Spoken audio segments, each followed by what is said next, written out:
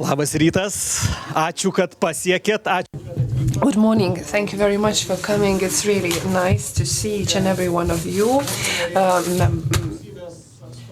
Chair of the Parliament, members of the Parliament, guests from different institutions. This topic is very relevant.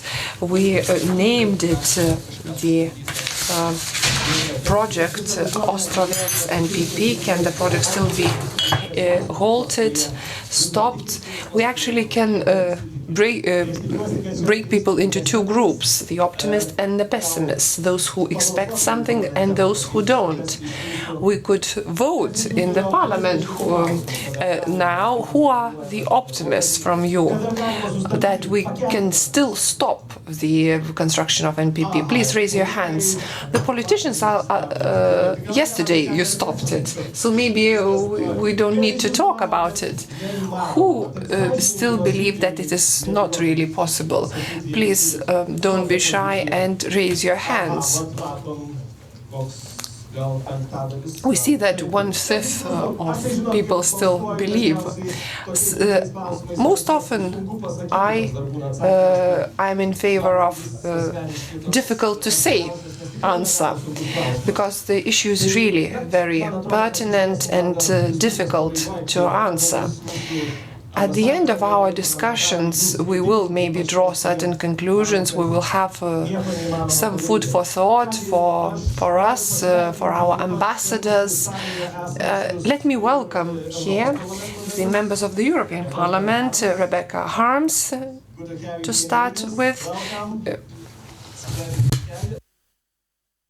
Also our guests from Belarus, our neighbors, our friends, who are here somewhere in the room. They will speak during our panel. Great to have you. And also Chair of the Parliament, or Speaker of the Parliament, Viktoras Pranckietis, who decided to come and express his concern. So let me give the floor to you for this welcome speech. Could you come closer and speak into the microphone? Taip. Paskleisti popierių po visą valstybę, tai bent jau prie tribūnos. Gerbiami kolegos. Colleagues, good morning. The topic is very relevant, very debatable. I put 4 questions ahead of me. So the first question is, as Rebecca Harms reminded to us, that 34 years ago there was a nuclear accident in Chernobyl, and the 50,000 people who lived in Chernobyl back then are no longer living there. We have a dead city. And at the moment, we have a situation that the issue is very pertinent to us. I'm very happy that we have members of the Parliament, of the European Parliament, here with us to speak on this issue. We were very uniform in adopting a law yesterday. It was adopted by absolute majority. Petras Ostrovets said, we never sold the problem to Europe. We're trying to sell it in Rome, we're trying to sell it in Warsaw. Some people bought it, some didn't. Some people thought this is a European issue, a European problem, others not. This is a European problem, a long-standing future problem. Let me quote Algirdas Saudargas, who was very explicit in saying that cyber attack against Ostrovets would undermine our security. So we have to think about that as well. Bronius Rope said that we need to take care of the security of our residents, and that makes a huge problem for us that we're facing. Had we not had Rosatom, Ostrovets, Ukraine, and also human rights violations in the neighboring countries, we wouldn't be here and we wouldn't have anything to talk about. So I do hope, I do expect that this process of stopping could be a moral one, could be a physical one, but no matter what it is, we need to express the will of our citizens via the future of this project. I would like to thank each and every one of you who is concerned about the future of our country. Thank you very much, and I wish you good work. Thank you very much, Speaker of the Parliament. I have a few questions to you. The Speaker of the Parliament and government say they're doing their best. They are visiting Rome and other countries. Please raise your hands, those who think that Seimas is doing their best and they can't do anything more. Please raise your hands. So, everything, or they are working sufficiently? Please raise your hands, those who think that Seimas is not doing its best. So, you will have this food for thought. And some people think that you can do even better. So please do so. Thank you very much for coming, for joining us. And now we'll start our work. And members of the European Parliament, Rebecca Harms, the representative of the Greens, European Free Alliance, also the person in charge of this issue in the European Parliament, also Algirdas Saudargas. Algirdas, please come and sit on the right. Mr. Saudargas is an MEP and former foreign minister. Petras Ostrovets, where are you? Petras will come. Bronius Ropė. He is on his way. It seems that all MEPs are here. If I miss something, please signal me. Let me start from Rebecca Harms, and we are organizing a more interactive session. We're not going to speak in long monologues. We'll try to engage the audience, you, and Mrs. Harms. I want to ask you, some few weeks ago, there was a plan to go to Minsk, to Belarus, and to see what is happening in Ostrovets, but this trip never saw the light.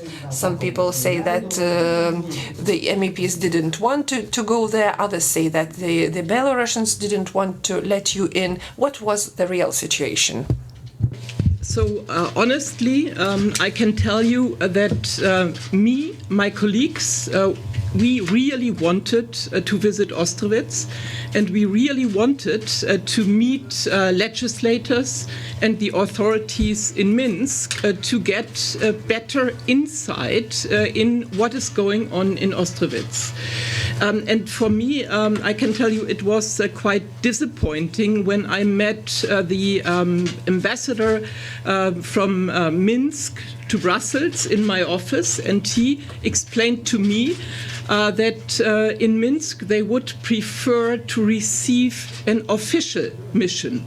So 4 members of the European Parliament interested in traveling to Minsk and interested in visiting Ostrovets nuclear power plant under construction is not seen as official enough in Minsk. Perceived as not officials. So this was the reason he explained to me. He said, so literally, that they would prefer to have an official visit. Having said that, I would like to make clear that me and my colleagues would go at any moment. The authorities in Minsk are ready to receive us.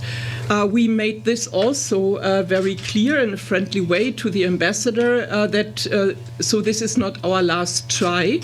I definitely would like to go to Ostrovets nuclear power plant before in June we will have the ESPO convention meeting in Minsk. I saw personally this planned visit, this scheduled visit. I saw it as also a preparation to the ESPO convention meeting in June. Speaker of our parliament mentioned that we didn't solve the problem to Europe. Do you agree? It is not always easy to sell problems which you have in the neighborhood of the European Union, which is quite huge nowadays. It's not always easy to sell your problems in a region to the center of the European Union. But I must say that what I observe in Lithuania since more than a year, but especially during the last months, is quite unexceptional. So, for example, that you have meanwhile a special ambassador on the Ostrovets problems. So I work on nuclear issues as an anti-nuclear politician since 40 years, more than 40 years. I think I have never seen a government who decided to have a special envoy on a nuclear power plant in the neighborhood. This shows a very special engagement, and I would say also the decision of yesterday in Seimas to now really push Lithuania and the Baltics out of the eastern grid and to prepare to disconnect from Russian electricity supply. So this is a strong signal to the center of the European Union, and I can promise you this will be taken very serious by the Commission and all those who are working on the so-called winter energy package in the European Parliament and in the European Commission. We are doing a lot, but what we can do more? What do you think about that? So don't forget that all debates and all activities against nuclear power plants have been very, very long-lasting and so difficult. So the goals of anti-nuclear movement, anti-nuclear parties, also like the Green Party, they were not easy to achieve. In my own country, Germany, we needed twice the experience with worst case of a nuclear power plant. First Chernobyl and then Fukushima to finally and definitely decide to phase out nuclear power. We decided this for our own territory. So to get impact on activities outside of your country is always more difficult. I can tell you many stories about how Austria is trying to get impact on the Czech Republic activities. I can tell you what people are trying to get impact on nuclear power plants like Černá or Bulgarian projects is quite demanding. So don't stop the activities. It will be a tough fight, but I think with yesterday's decision, you paved a better way to be taken very serious in this fight. Thank you. Ačiū Europos parlamento. Thank you very much, Rebecca Harms, representative of the Greens. Let me address other MEPs. And I don't really like the discussions when we engage in self-flagellation, blaming ourselves. I think it would be better to talk what else can we do. Let me ask Algirdas Saudargas, in the European Parliament and the influences that you can exert, and as well as our diplomacy can exert, what else can we do? What haven't we done? And what else can we do? Were you pessimist or optimist when I asked to raise the hands? Thank you very much.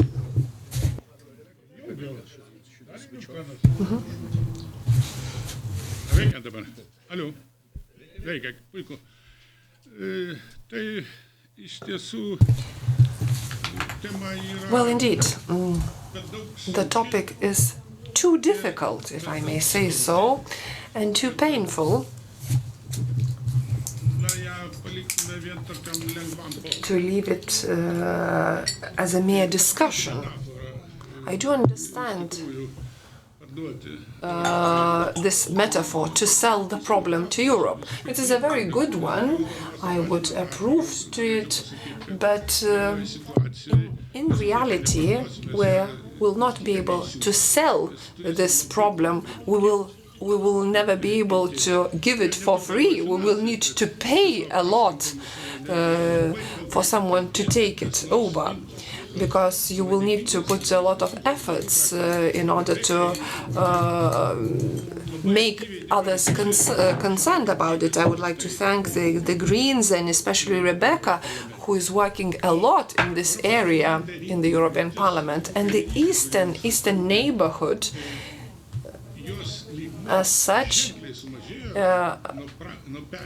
has become less significant from the last term in the European Parliament. So we need to be very serious about it and to understand the threat. Nuclear energy as such is being developed all over the world. Some nuclear power plants are being closed, decommissioned, others are being built. So what is the problem? What is the reality? The Greens are against the nuclear energy. However, I'm a member of the European People's Party who is not against the nuclear power as such. But of course, after Fukushima, the public opinion has changed and some countries made different decisions. But the thing is that we're not against nuclear power, but against non-predictable and not safe nuclear power.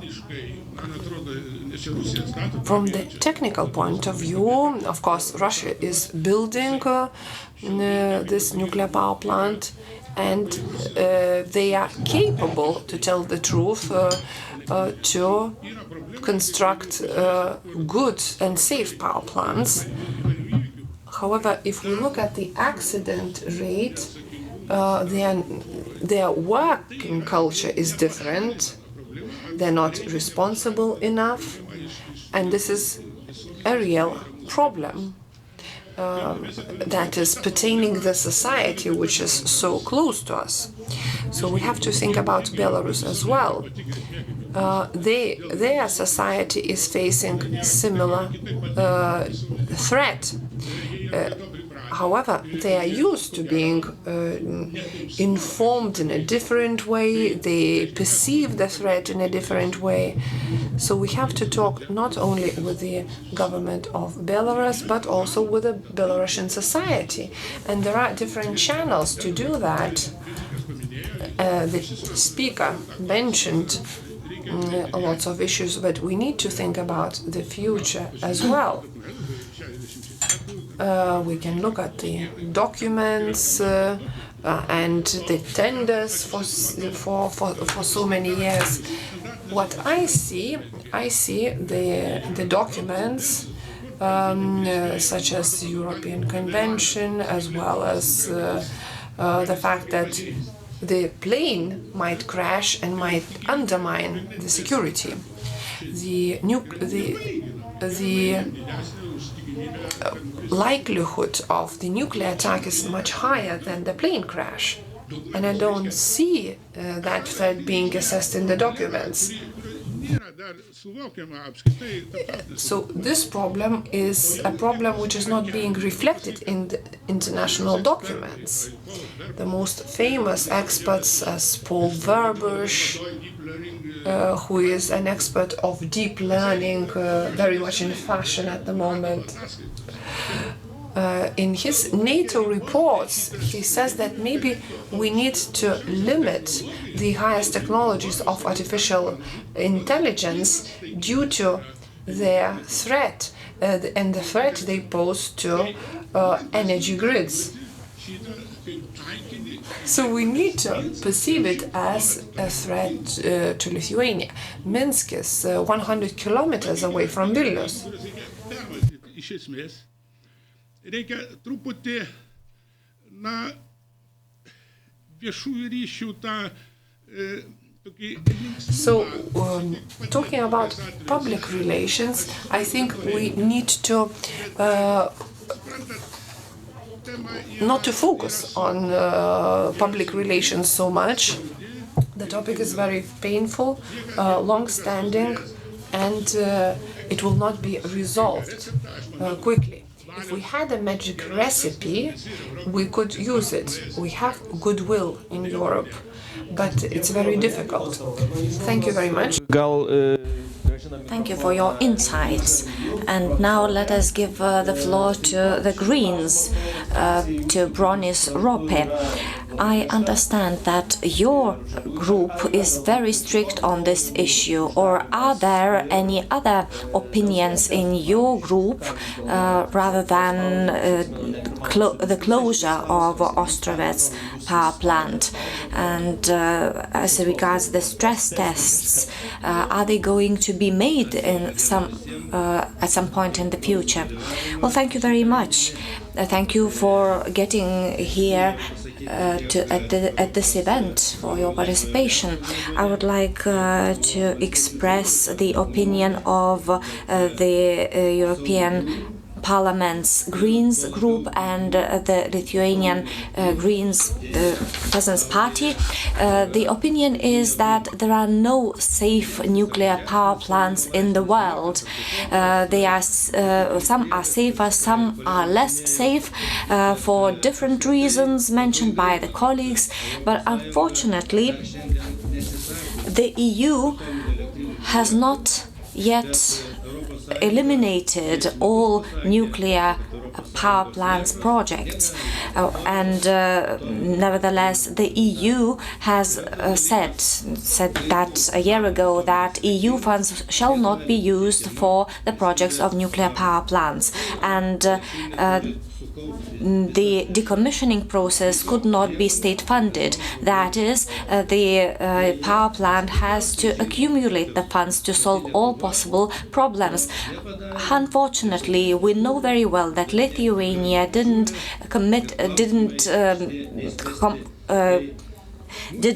fulfill that requirement, and we do not have the funds, and these issues have not been solved.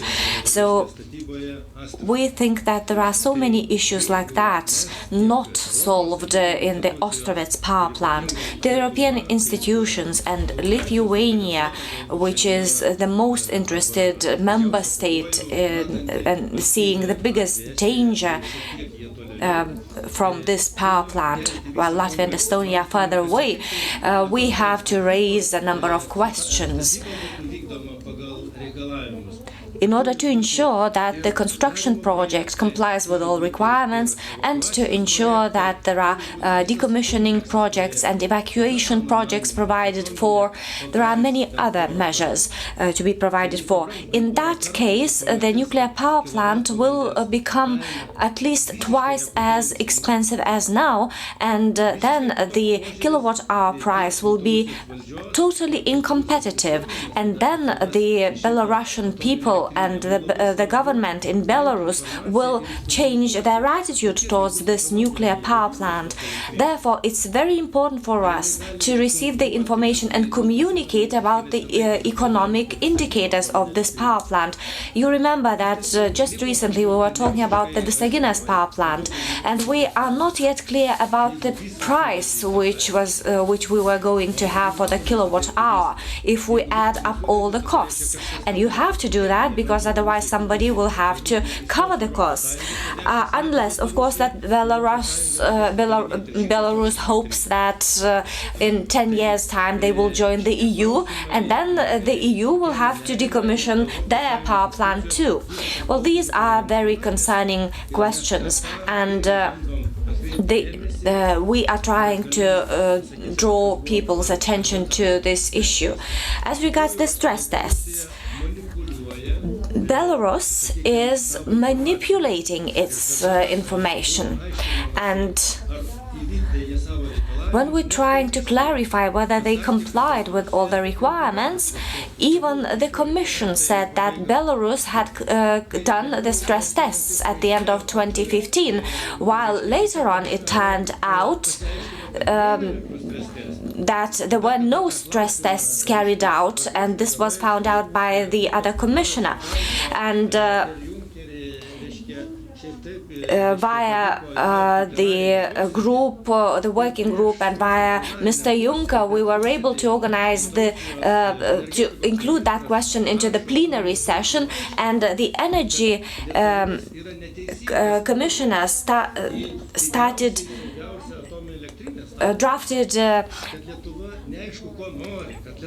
that is, the Belarusian energy minister sent us a letter saying that Lithuania has a flawed attitude towards this nuclear power plant, that we have misleading information. I can even read that letter to you.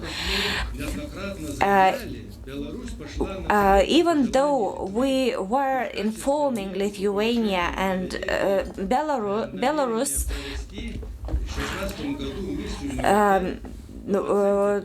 organized the mission in Belarus in order to demonstrate that stress tests were carried out. And back in 2016, there will be stress tests carried out at the Belarusian Ostrovets nuclear power plant, and this was signed by the Belarusian energy minister. Therefore, we wanted to organize a bigger European Parliament group, including not only Lithuanians but also other parliamentarians like the Poles, to go to Belarus and to talk to the Minister of Energy about what is included into the projects and what is not. But this did not happen, which means that we cannot trust this state, and we know that the first unit fell down. So even the Hungarians have got scared now.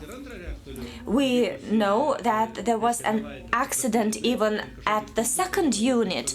Certain poles were damaged. Now we are waiting for the reply of the Commission what has happened there. Moreover, we know that the European Commission is funding the regulator in order to make the regulator independent. Although the EU has been funding that for 4 years, we are not yet sure whether the regulator is independent. Therefore, the European Parliament addressed the Commission and asked to clarify the following issues: whether the sanctions have been removed, and whether money can be borrowed from the EU funds for construction projects. Then, do we have full information about what is happening in the construction? And can we stop the funding until we get the necessary information? Thank you. I would like to involve Petras Auštrevičius in this discussion. The Speaker of the Seimas said that you are responsible for failing to sell that issue to Europe. Please respond. And you have been a parliament member, and I would like to ask you how many European parliamentarians support us and how many don't. Good morning. Thank you for this event, to the organizers and to the participants. Strictly statistically, we haven't had any resolutions mentioning Ostrovets and the issue of nuclear safety. This is one thing. Another thing is, if we take into account who initiates the discussions on this question and who participates in them, I can only say that apart from the Lithuanians and a few Polish colleagues, there are no more European parliamentarians, except for Rebecca, who is a total exception because she has a lot of experience in her political career. However, speaking from the regional point of view, I really miss politically substantiated initiatives on the Lithuanian part to get our neighbors united. If we don't do that, the neighbors won't get united. I have seen Eastern political documents. I haven't seen the political documents which would unconditionally acknowledge the strategic danger of the Ostrovets power plant to the whole region. So actually our Lithuanian politicians have so much work to do. The first thing we have to do is to state the real situation. Let's analyze how many events similar like today's event have been organized in other countries, in neighboring countries. Can you provide us with the statistics? Have there been such events in Riga, in Warsaw, or somewhere else? Well, I have organized many programs on that. I can give you a number. Well, I do not doubt that experts do raise this question. We are constantly concentrating on Belarus, but why are we not speaking about Russia, which is the main the country funding this construction project and the main seller and its main construction companies are building this power plant. It's not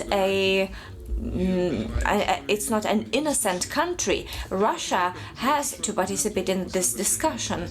Yes, I know that the decision of the EU made in 2016 to reopen the dialogue with Belarus was a mistake. Belarus is an authoritarian state, and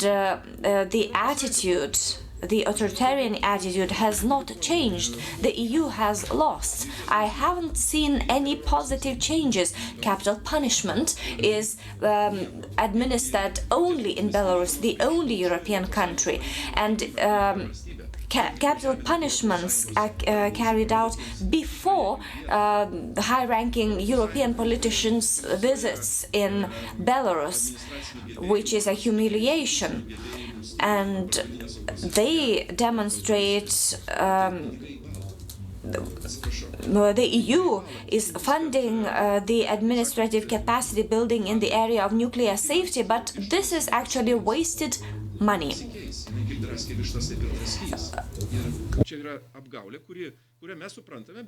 And we understand that at the EU level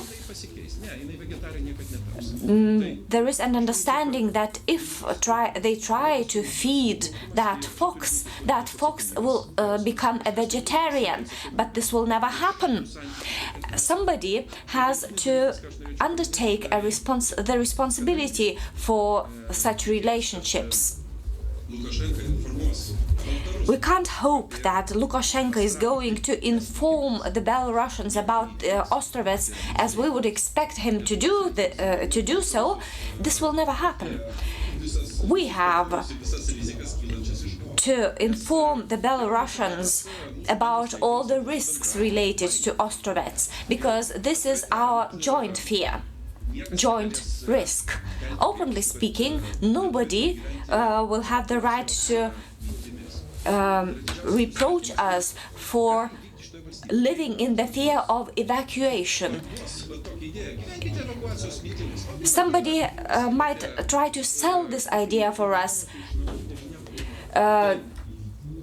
that we have to live in the fear of evacuation. We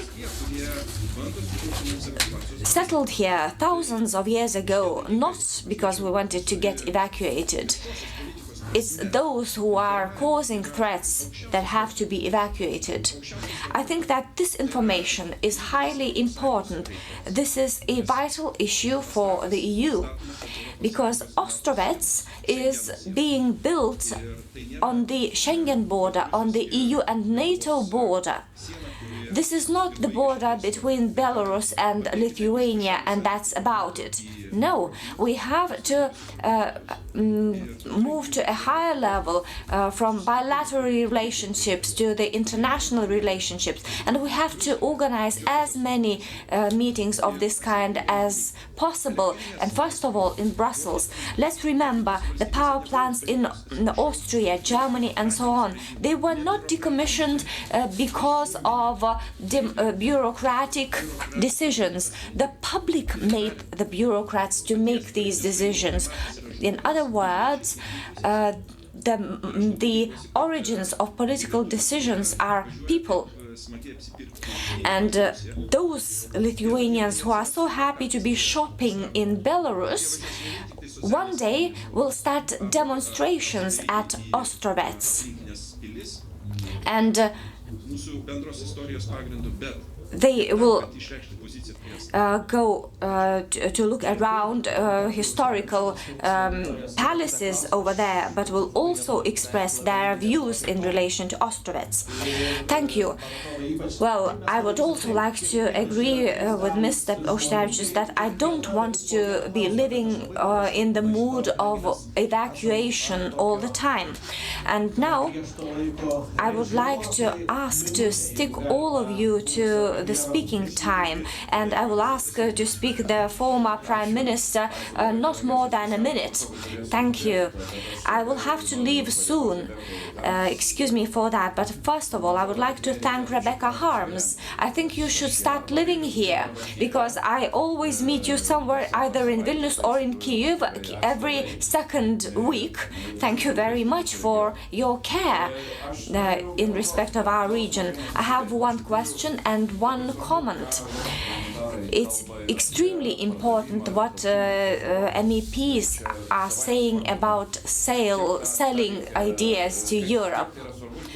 I understand this is extremely important, and efforts have to be intensified, but it's also important to not only to make as many political declarations as possible.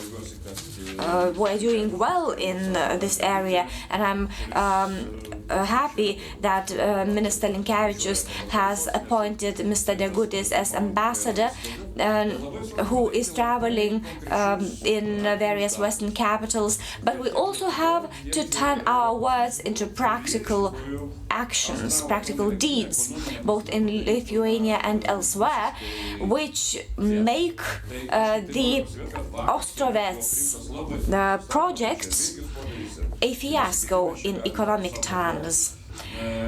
We can applaud ourselves because we have carried out certain projects. We have drafted a law, and that law means that the electricity from Ostrovets will not reach Lithuania, will not go by transit via Lithuania, and we know that Moscow had planned to tie this electricity to Brelo system, but this will not happen. And as always, our results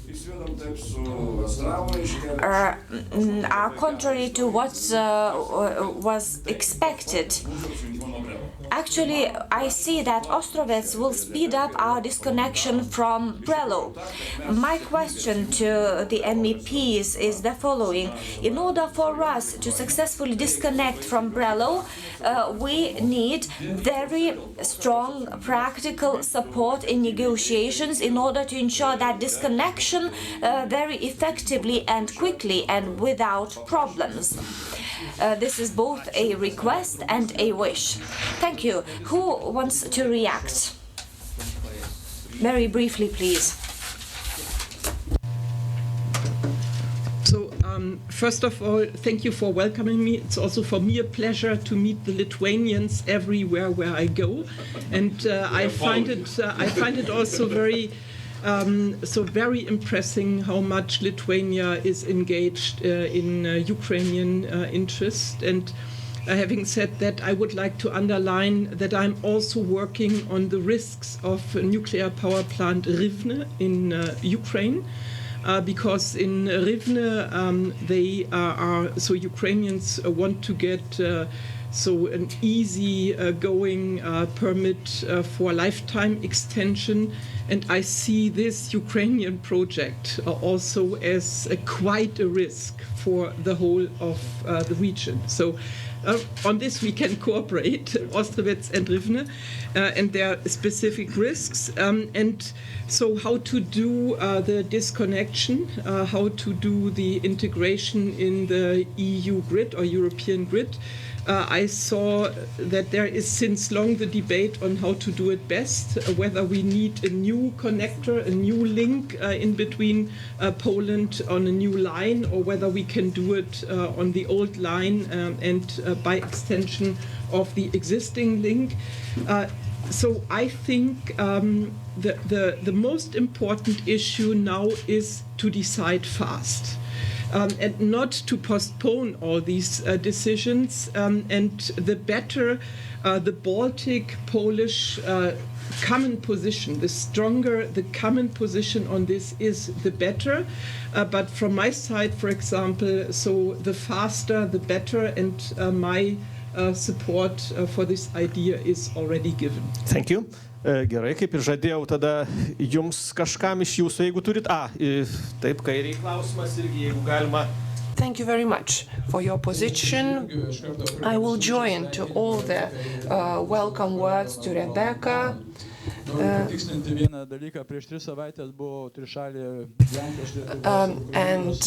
I would like to remind the Trilateral Assembly, where we adopted a resolution that it's a not safe nuclear power plant, and it poses a threat. I do understand Rebecca and Mr. Bronius, who say that they are against the nuclear power plant, but when we say about, we're talking about Ostrovets or Ostrovets, and we're saying that we're against it, but we're in favor of nuclear power plant in Ignalina. We are applying double standards in this case. And how do you assess our opportunities to really think about unsafe possibilities of doing something in the exclave of Kaliningrad?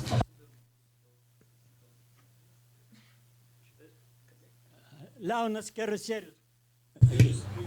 Kerasierius, Vilnius Liberation Movement Chair. Thank you very much, Excellencies, for coming here, but it's a pity that we came here too late.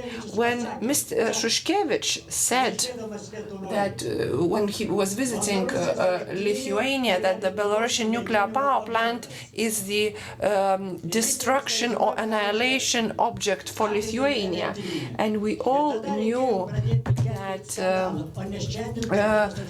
it is dangerous, and then we had to raise this issue. Not now. Let's start from ourselves. Professor Landsbergis, I remember on the 16th of February, said, when he was speaking from the balcony, "Dear Lithuanians, let's get together when, like in the road, the Baltic Road, we did. Let's come to Ostrovets. Let's get together, a million of people. Dear MEPs, we are tired of waiting. Read the decisions of Vilnius Liberation Movement. We officially declared that Lithuania is deemed to be annihilated during the nuclear catastrophe. Look what people are saying. People are scared. When will be living in peace?" And when addressing you, MEPs, once again, I just would like to reiterate the words of the most honorable citizen of the Republic of Lithuania, Vytautas Landsbergis. Let's get together like we did in the road of on the Baltic Road. The Ostrovets nuclear power plant has to be closed. The project has to be closed, and all the money that is foreseen for this project, let us invest into the closure of Ostrovets. I haven't concluded yet. Please don't interrupt me. And we need to really invest into the welfare of Ostrovets. All this money that is meant for this project. We're saying that Russia is building the nuclear power plant, but the Lithuanian companies are part, as they are acting as contractors, subcontractors. We are feeding our people. We can hardly feed them, and they are building the nuclear power plant. Thank you very much, friends, for your reactions, emotional ones. The topic is very significant and very emotional. Very brief reactions to Juozas Olekas, the answers. We said that we are against Ostrovets, but in favor of our nuclear power plant, and we have the company that we are supporting. Mr. Olekas was very correct in saying that we are like playing a game with double standards. We are planning something, but we are not saying we are in favor of our nuclear power plant, but against Ostrovets. So this is a reproach that is very clear and relevant to Lithuania. We have forgotten our nuclear power plant. It is small or big at the moment. It is high time we said no to this project. And we really understand that it cannot be implemented in Lithuania if we respect the will of the Lithuanian people. Which government are we talking about? Well, the ministers know what I'm talking about, responsible here in members of parliament know that, and I do hope they will stick to their line. This discussion, because 1 year ago, I visited Chernobyl nuclear power plant together with a big mission with all OSCE ambassadors and many diplomats. We visited the shelter. Yeah? We should get an impression on this a huge construction to finally cover what was Block 4 in Chernobyl nuclear power plant. The day before, we all participated in a conference of the crème de la crème, the very elite of nuclear scientists, nuclear watchdogs from all over the world in Kiev Polytechnical University.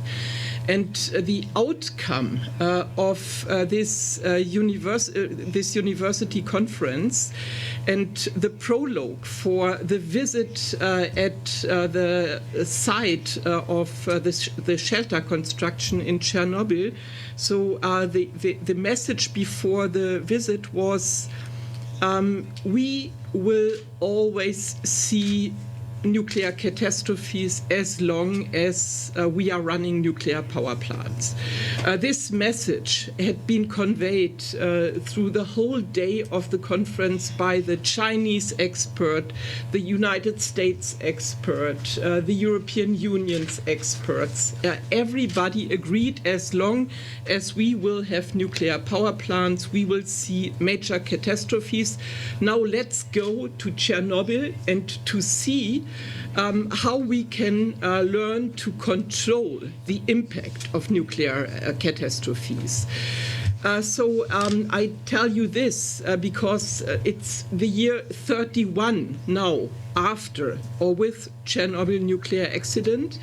They are in Chernobyl far away from having the situation under control. The second shelter costs billions and it's not yet sealed. Nobody knows what to do after the shelter will have been sealed, maybe during this year. So is it really worth to continue this high-risk technology when everybody agrees among the experts as long as you do it, you will see major catastrophes?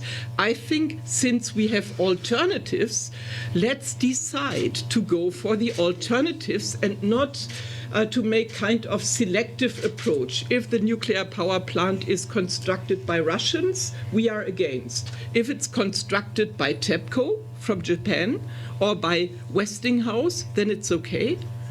I think it's a selective approach which will not help, and I strongly recommend the Lithuanians to also close all the plants for Visaginas, to forget about nuclear, to fight against Ostrovets, and to invest in a reasonable, sustainable energy strategy for the Baltics in the European grid. Thank you. Dėkui, thank you. Ačiū labai, ačiū Europos parlamentui. Thank you very much.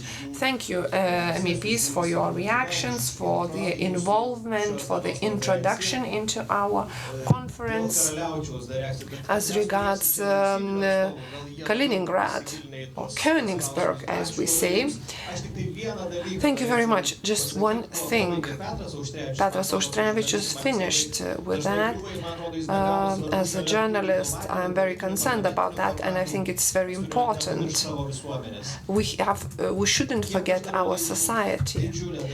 I make different TV programs, and many people don't understand that problem. People say that we don't understand. We need to invest into public awareness a lot. So thank you very much. Now let us make 3-minute break just to rearrange everything here.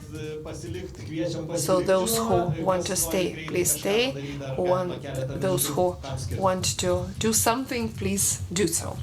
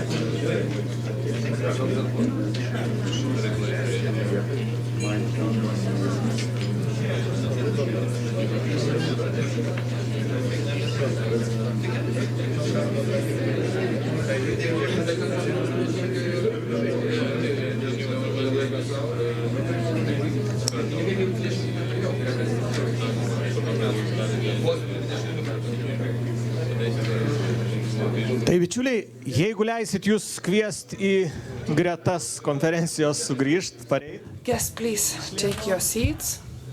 Mes pratęsim. And let us continue.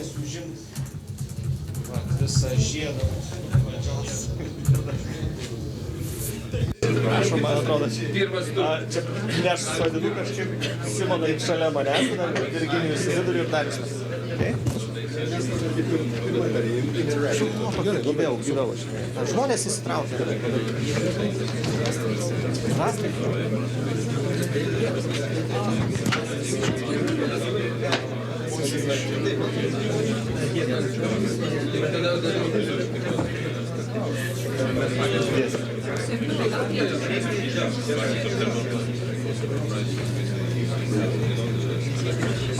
Gerai, tai ačiū, kad sugrįžot, ačiū, kad...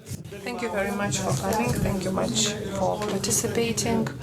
Let us continue our discussion. Let me introduce members of the parliament, of the government, who know a lot about Ostrov problem and who think about it, who talk about it. Virgilijus Poderis, the chair of Seimas Energy Commission, who worked in KEK, in energy, Darius Degutis, ambassador in the foreign ministry, and a special envoy for Ostrovets issues.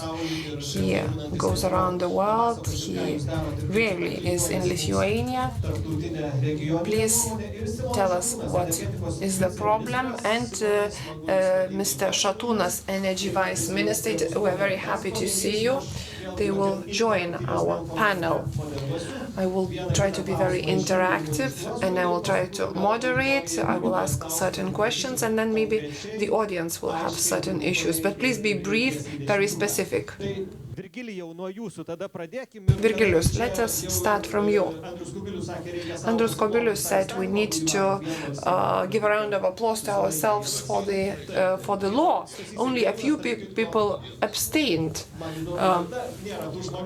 These people are not here, so we can't really understand their position. So we could not convince our neighbor, right? So we need to give a round of applause to ourselves on the one hand. On the other hand, we need to ask whether this we will be able to use it to stop the entire project. How do you think the law of the parliament could impact the decision? Good morning, everyone. Well, this question has to be raised in a certain context. All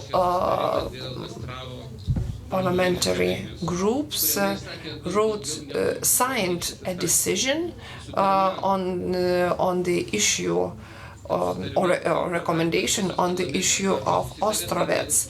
They agreed on stopping the construction. So this is the primary goal. If we can't really put pressure to stick to the conventions, nuclear safety standards, and so on and so forth. Thirdly, the third thing that we agreed on would be not to buy energy from such unsafe nuclear power plant. The fourth goal would be to work on all different formats on the regional, local, international level, third countries.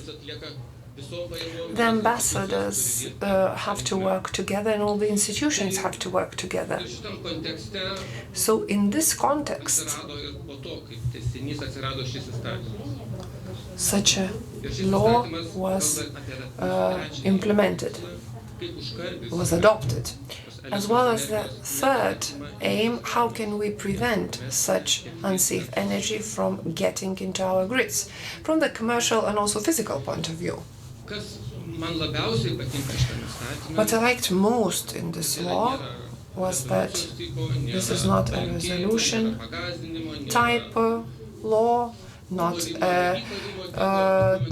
nothing of a really intimidating, it is not an intimidating or moaning type of document, but it is a very clear, it sets clear indications what the operator has to do.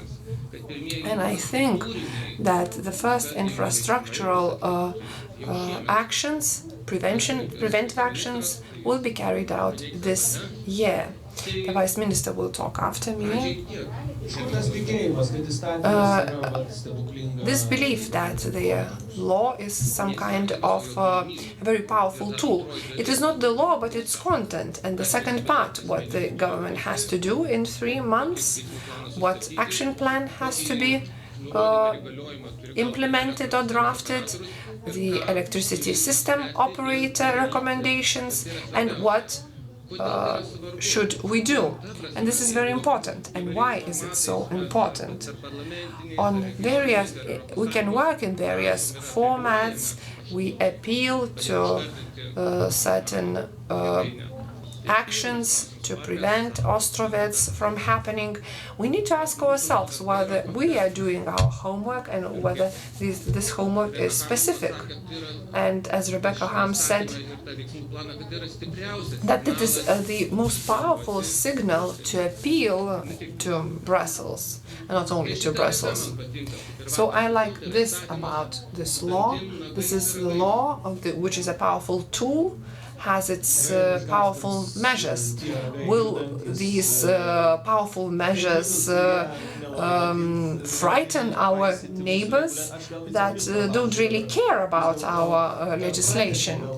Vice Minister, just to continue on this law, a critical listener might ask, okay, we won't buy, the Latvians, the Poles won't buy, the eastern part won't buy, but what about the others? Others will do so. What is the real trick about this law? Thank you very much. The first very important thing is political will in referendum, in the parliament, and it was very powerful. And as MEPs and our colleagues who speak in the European Union, we have to say what we don't want and what we want. The law foresees certain sequence of actions, as the chair has mentioned, what the government has to do. And the real time frame is set, and different institutions will have to assess in various measures the development, the implementation of Ostrovets, and to provide its conclusion on the status of this nuclear power plant. The status is very clear.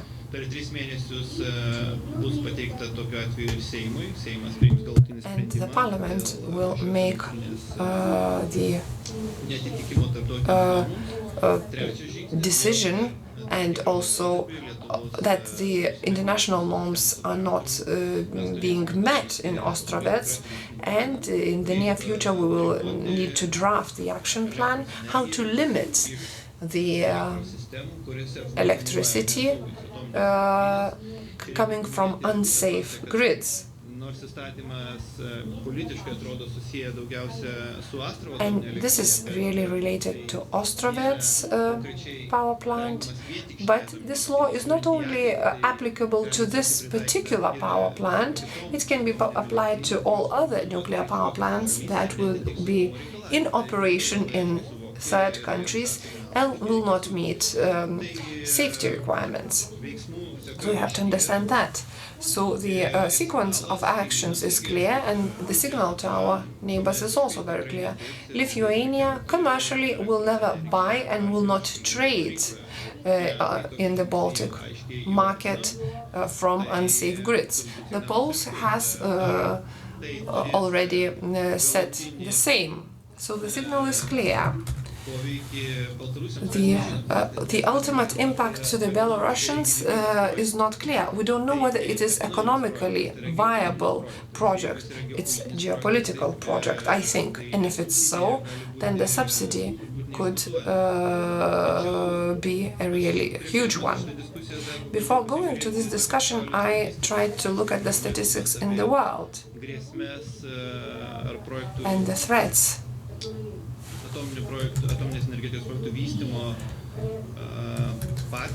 and also the trends and the experience of developing nuclear power plants. Quite a number of nuclear power plants are being built globally. Some are not finished. Quite a lot are not finished due to economic reasons, I think, and they're very important. More than 40 nuclear power plants globally in Europe and other countries, and their construction is stopped. So economic reasons influence the development in democratic states. The only question is whether it will influence the process in non-democratic states. So this is my comment. And another important factor is that Lithuanian situation is different. We can compare it with some few years ago. We have alternative trade channels. We have two operating grids with Poland, Sweden, Finland. So we looked at the statistics from Belarus. We imported 2% from electricity from Belarus, later 1.6% in 2016%. So we see that this energy is not very inevitable, is something that we need. So I think our grids with Poland, Finland has made an impact to our Baltic states. So the signal is strong to Belarus. Mr. Vice Minister, before you go, I have a question which is prevalent everywhere among politicians. Should we have a plan B if we are not able to stop the process? Then Belarus is going to launch the power plant and produce cheap energy. What shall we do? Should we have such an option?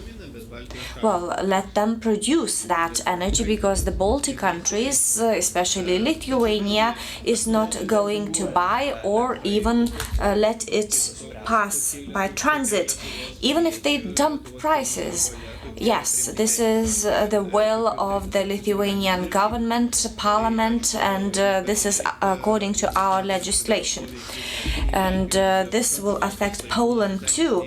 A high-ranking politician in Poland has just declared that Poland is going to support Lithuania's actions and will not let the Belarusian electricity in its country. This is a very important political decision. We are thankful to the Poles for that. Similarly, we are talking to the officials in Latvia and Estonia, and they also have such an understanding. Thank you. Ambassador Degutis, who has been very much involved in this issue, would like to ask you, some MEPs and especially Petras Ostrovets has criticized us for not being able to unite the neighbors and formulate a clear policy on that. What about our diplomatic relationships in that? Are we somewhat halting in that? Thank you. I would like to thank all honorable guests who have arrived at this conference from the European Parliament and elsewhere. Thank you very much for such active participation in the resolution of this issue. We value it very much. And yesterday was also very impressive in relation to the adoption of this law. I've mentioned that from the point of view of the Ministry of Foreign Affairs, this event was very significant for all of us in our relationships with all EU partners. the fact that the law has been adopted only consolidates our attitude and the determination to work with specific actions necessary in the near future, especially when we speak about the future and economic efficiency of Ostrovets if it gets launched. I'm optimistic in that respect. We have to bear in mind that Lithuania, Latvia and Estonia is going to disconnect from the ring, which is the Soviet heritage, and these are very important elements which used to be pointed out to us by the Poles. They were asking what we were going to do. And this law is very important for us because it reflects not only the attitudes of the existing government. This was voted for unanimously. All political parties, as mentioned by the speaker of the seimas, have made this political decision, which is a very clear signal to all the partners in the European capitals whom I talk to a lot. Which actually shows that Lithuania not only speaks but also acts. As regards the criticism, I don't want to go into details. I will speak in basketball terms. The fourth quarter, and we know when everybody hoped that Tel Aviv is going to win over Maccabi, but we know what happened. So we are in the fourth quarter. We might be that Maccabi. Maybe we are still losing, but we are making very specific actions, and the match is not yet over. We still have the chances to win, and we do have reasons for optimism. Let's look for those reasons. Let's look at what Lithuania has done in order to consolidate its energy independence. None of the European member states has done that much as we have done. The connections with Sweden, with Poland, the liquefied gas terminal, which has been a very significant event recently, the oil terminal in Butinge, which we have somewhat forgotten, but that was one of the first steps to help us change the map. And we are saying that to our partners in the West. Let's look at the political map of Lithuania and the Baltic countries.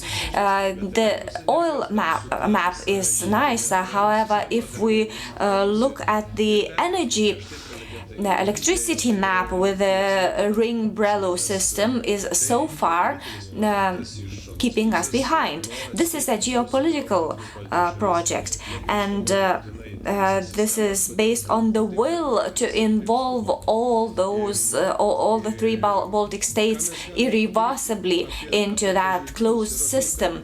Is a saddening objective. What can we do? We have always emphasized that if you are building a nuclear power plant, you have to answer three questions. First of all, where? The location. The second one is what are you building, what technologies are you using, and what impact they are going to have. And the third question is how you are doing that. Do you have experience and competence and knowledge? In this case, when we speak about Ostrovets, all these three questions get negative or false responses.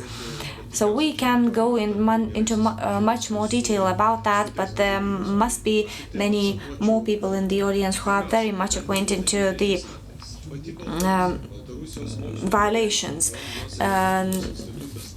the Belarusian Energy Institute made a study in 2003 to evaluate 23 potential sites for the nuclear power plant. And Ostrovets was also evaluated. First of all, in relation to geological and seismic activity, in this location there were 2.5 Richter scale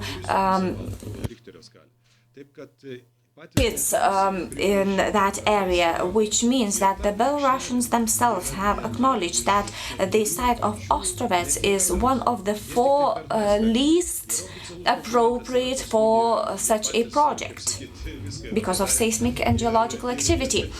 This is their own study made in Belarus. So the very start was false. Officially, the Belarusians declared about the construction, the start of the construction on the 13th of June 2013. However, 6 months prior to that date, the International Atomic Energy Agency, which supports nuclear energy, said that 6 months before Belarus made that decision, the IAEA said that no nuclear power plants can be constructed if in the radius of 100 kilometers around that site there are densely populated areas, and in that radius we even have capitals. In the case of Ostrovets. So there were so many violations from the very start. Mr. Ambassador, I would like to finish. So our argument is that it's not even worthwhile discussing about that, good or bad. Our argument is yes, it's bad, and there have been so many violations throughout all the conventions, and we are saying that to all our partners in the EU. We have to present all the details. When they get all the details, all the arguments, what Lithuania is doing itself and what it's going to do in the near future, when they see the real situation and the hopeless attempts to stop that project, and when they see all those violations and awful incidents, and the fact that last summer the reactor fell from the height of 4 meters, we can I will give you another example. In France, there was one working power plant, and the steam generator, which was at the height of 1 meter, was lowered from that height only because the whole system was being retested. When we see that we are being heard, the Estonians, the Latvians, the Poles, the Scandinavian countries, we see that our work bears fruit. Thank you. Yes, it's always good to be an optimist. But now we have people from foreign countries and former ministers. We are speaking about foreign policy. How can we ensure that this question would be raised by Merkel, by Juncker, by our European leaders, that it appears on the agenda of our neighborly countries? Because when our Prime Minister goes to Germany and meets Ms. Merkel, and when I see in the press release that they decided that Ostrovets is also a relevant question, I always want to raise the question, what is the Ministry of Foreign Affairs going to do in order to include the Ostrovets question in the agenda of all the leaders in Europe? Of course, we are aspiring for that. We're doing all we can. This is the fourth match. I cannot say what was happening in the first, second, and third quarters, but this is the fourth quarter. And today I can only speak about what is being done as of the 2nd of January this year. I think that Lithuania has to make up her mind whether it's a nuclear or non-nuclear country. We have to make up our mind on that. But another aspect is that Lithuania does have experience and knows how to build. And in this case, we see all the failures, all the faults. We are not disposed against the nuclear power. We have experience how to manage it and what has to be done with it. In 2008, our delegation went to Minsk to present the environmental impact assessment, and that was the very beginning of the Visaginas nuclear power plant project. We did that while the Belarusians didn't. But what has to be done in order to make Merkel call somebody in relation to this issue? Well, I think that after this law has been adopted, this is possible. Let's look at Kaliningrad nuclear power plant. Now it has been decommissioned. Why? Because it has no market. And Germany has played a big role in that, saying that it will not go into any discussions about that. If I think we are getting nearer to such an attitude. If Germany stopped all its nuclear program after Fukushima, while being the biggest European economy, which is very much interested in cheap energy, and did it after Fukushima, which is 15,000 kilometers away, let's hope that they will do something when they hear about Ostrovets. What effect will it have? And I have one last remark. This is a wish of politicians and a wish to all of us. Sometimes we say that 90% of Ostrovets has been completed and nothing can be changed. No, this is not true. As regards cement and bricks, only 70% of these have been completed, while technologies only by 20%. And there have been so many fully operational power plants worldwide that have been decommissioned. This process can still be stopped. Thank you for your optimism. Virgilius, please, very briefly. Now, as regards the selling of our history topic, I think that we have forgotten one part of our history, which is very material. That is, we decommissioned the Ignalina nuclear power plant on the request of EU, including Germany, and we are experiencing huge losses. Why? Because Europe was not feeling safe, because they thought Ignalina was Chernobyl type. And now there's another nuclear power plant is being built, which is at an equal distance from the center of Europe. Why should Europe keep their eyes closed in respect of that? And I think that when we take all the components of this discussion into account, this component should come first.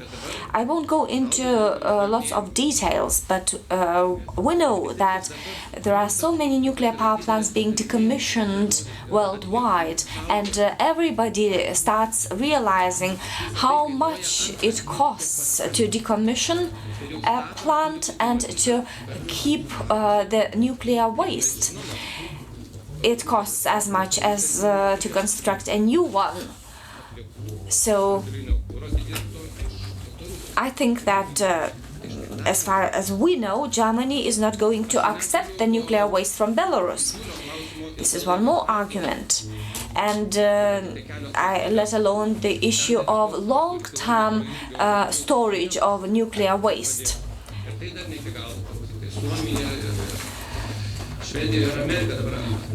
And Finland, the US and Norway are renewing their projects for long-term storage. Our short-term storage containers are valid only till 2066. What happens next?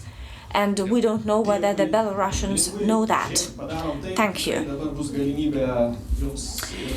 Now everybody will have a possibility to ask questions or make comments or give advice to our panelists.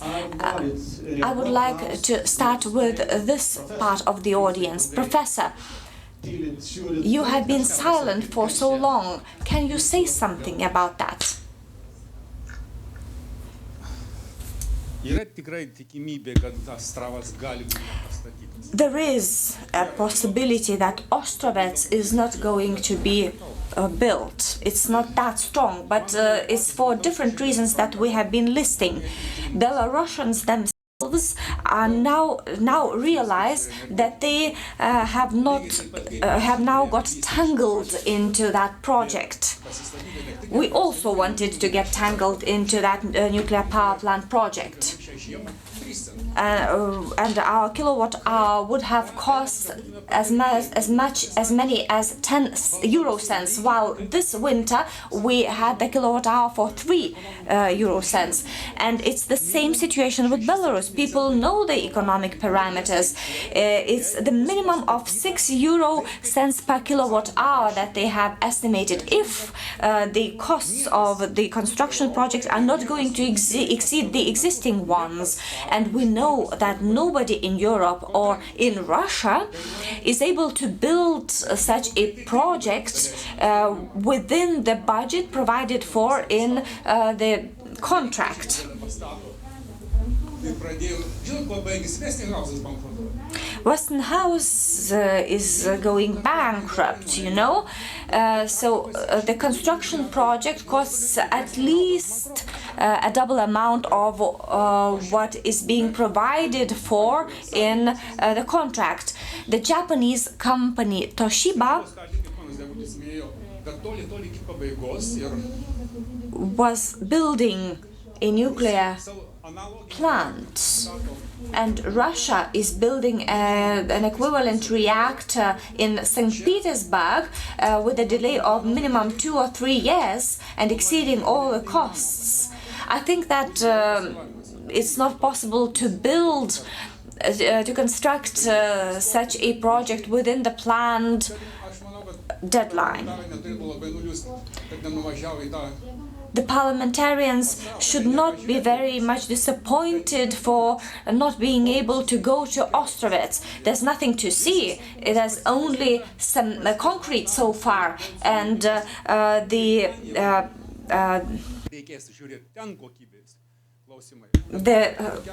shell, the construction has just started.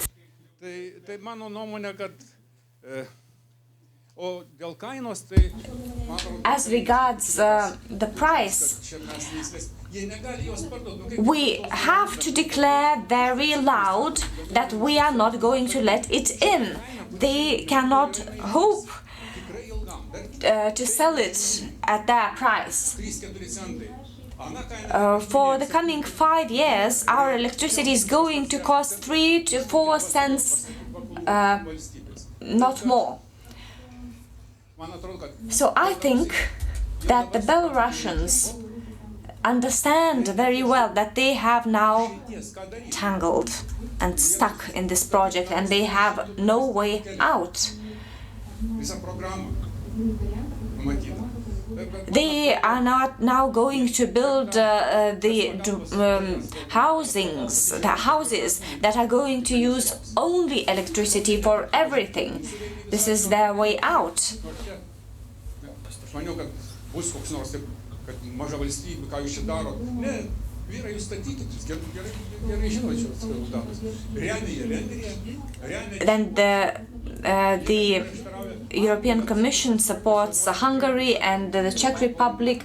In the UK, there is an absurd price, 11 cents per kilowatt hour, and the EU has supported that. So I don't think that we are going to get much from the EU, much support.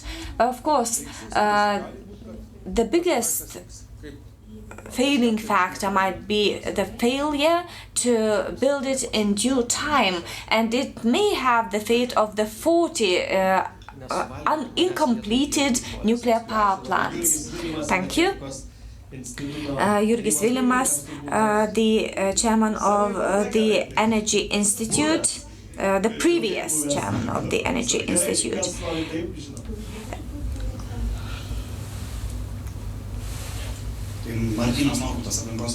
Martynas Narbutas, the environmental vice minister. We shouldn't be whipping ourselves. Recently, we have done a lot. The ambassador has met many people, and we can feel the effect of these meetings. These are not personal meetings. They are using international conventions, which have been mentioned here many times, and we understand very well that very soon we will enter the fourth quarter, that is the 7th ESPO convention in June, and we may know that in 2011 the ministry addressed the ESPO Convention Implementation Committee in relation to the violations in Belarus when carrying out the impact assessment of Ostrovets. And the ESPO committee determined the violations of 4 articles and presented 12 recommendations. Today, we also have the conclusions, which are very promising to us. What is important in these conclusions? The implementing committee recognizes that this case cannot be closed because of the lack of expert knowledge, and it's necessary for the experts to reply to certain questions. First of all, the evaluation what would happen if a heavy airplane fell on the site, what impact it would make on the residents, and this is very important for us because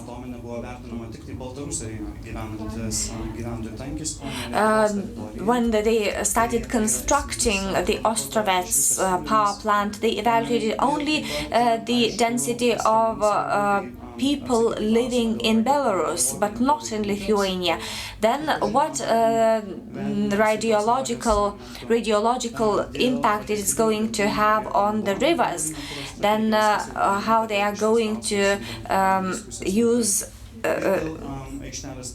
spent radioactive fuel, and the selection of the site for the nuclear power plant.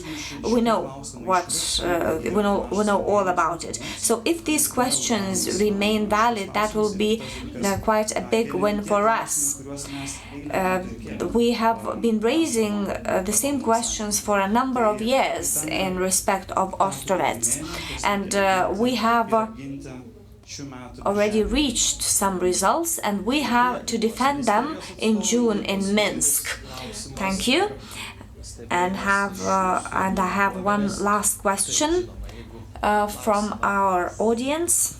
Edgaras Steponavičius, the Lithuanian Greens movement. I have 2 questions to Mr. Ambassador.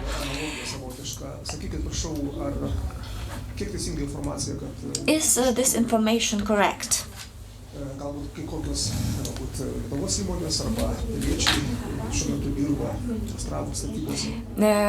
there any Lithuanian companies or citizens working in the Ostrovets construction project, and what is your position on that, or the government's position, or what is the public opinion on that?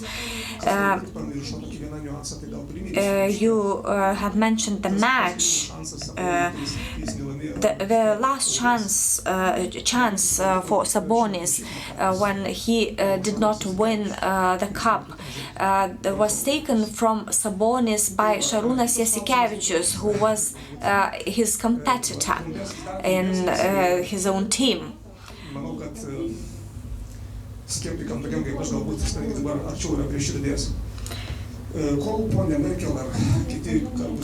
Now, until Ms. Merkel and other high-ranking officials formulate that problem and declare it clearly, what do you think? How soon can a UNES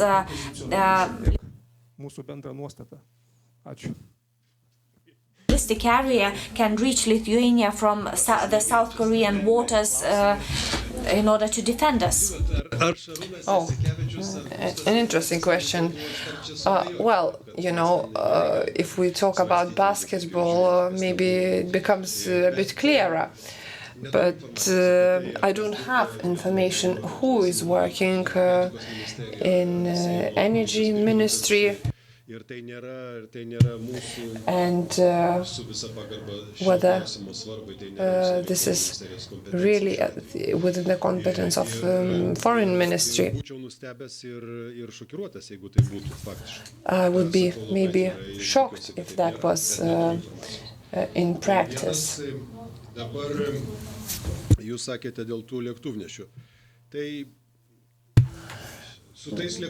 And talking about those, of those ballistic areas, we do understand that Ostrovets is some 50 kilometers away from Vilnius, and let's not forget that Pabradė, where they have NATO unit deployed, and if we're talking about Merkel and Germany, this is even closer to Vilnius. So we shouldn't be thinking maybe about the coming of Armad, but we should be concerned about other things. And I think when we're talking about that, we should be concerned about other issues. Professor mentioned or expressed his concern that maybe Belarusians are having good concrete. I heard that in weekends the concrete are being taken, and this concrete might be quite questionable. And if one of the constructions fell, this concrete might not be of a very good value. Well, the third session is going to be a session of where we will hear the civic or public opinion from Belarus. We need to be truthful and we need to tell the truth. We know what is the decommissioning of Ignalina nuclear power plant, but we do see what burden it is and how burdensome it is. Apart from Europe, or without the European help, we will not be able to close it. And we've been working with the European Commission. Thank you very much to our MEPs for their support. And I think telling the truth is very important. So we need to know what it means to build, to decommission, to have a foundation, and to collect the money. Europe was very handy with its support at that point. The question is whether the Belarusian society is fully informed about that, about the strategy, and I think it was a few days ago when we discussed that Ignalina nuclear power plant dates back some 100 years ago from the project to the entire implementation. Whether the Belarusian society is aware about that, the burden it puts on the state. And as regards the European leader, I think it is the European citizens that will feel this burden. The question is whether we can make small steps to think about the regulator, to make stress tests. These are long-term tasks and steps, but Europe has to think about bigger, major issues. I think this is a strategy with regard to the third country access to the grid. And of course, we need allies, as many as possible. Thank you very much to the MEPs. Those who have come here today, they know this issue and how topical it is, but we need to be more active about that. I think that there are lots of links, and we have a joke that the concrete, sand and water is talking, and when it's saying that the construction fell down, the concrete says, "I've never been there, I haven't participated in that, so don't look at me." So no, there was no concrete there. So just to think about that,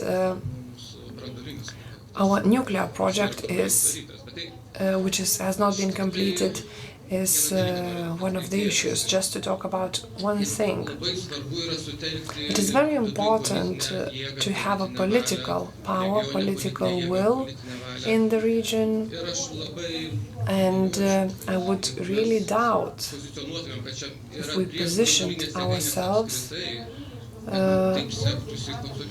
that we would be able to consolidate.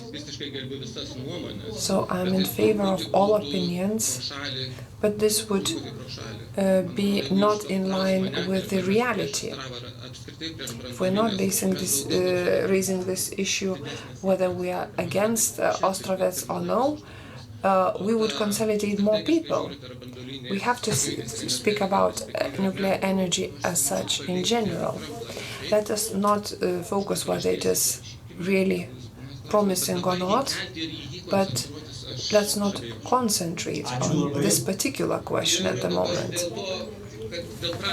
As regards practical issues, now the Nordic energy package is being discussed. The Ministry of Energy should do its utmost on the legislative level in the EU not to allow electricity from dubious grids. Thank you very much, Ambassador. I would like to address the honorable MEPs, and I think that the resolution of the European Parliament is very clear,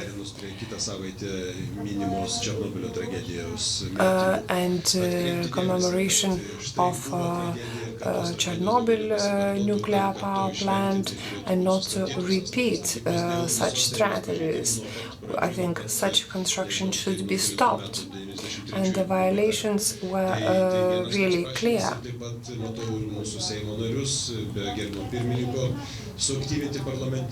And we need to make diplomats more active in different formats.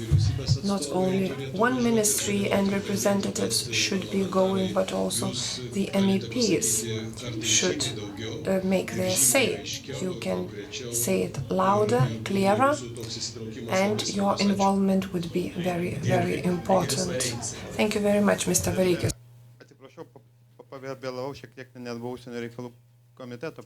because I was at the meeting of the Foreign Affairs Committee. We are observing from a non-formal level, and I see one thing, and this is my personal opinion only. We are making one methodological mistake. We know that Belarus is a very a country that is adversarial to us. That's why we are opposing the construction. But we're not saying that publicly. We're saying that the administrative staff is not good, they're lacking documents, the walls are high or low. They will provide you all the documents sooner or later, forged or not. They will provide all the documents, and we will have nothing to say. We will say that everything was correct, and what can we do? They submitted everything. I do understand that the government, the Ministry of Economy, cannot do anything else but to work. They are not really happy about the technical things. The main tool that could stop us Ostrovets is intimidating or frightening Europe that this is second Chernobyl. Well, Europe has to be afraid, like they were afraid of Ignalina. Let's be open. Talking about technicalities, yes, we need. Let's calculate the density of people, let's look at that, but the final decision, when Brussels will start being afraid that this could be second Chernobyl, then we could stop something. Really sorry about this strict opinion. The opinions are tolerated, and thank you much, Mr. Vareikis, thank you very much. Let's make a 3 or 4 minute toilet break and let us come back, because we have guests from Ostrovets and Belarus, from the Green Society in Belarus, and we will talk with them later.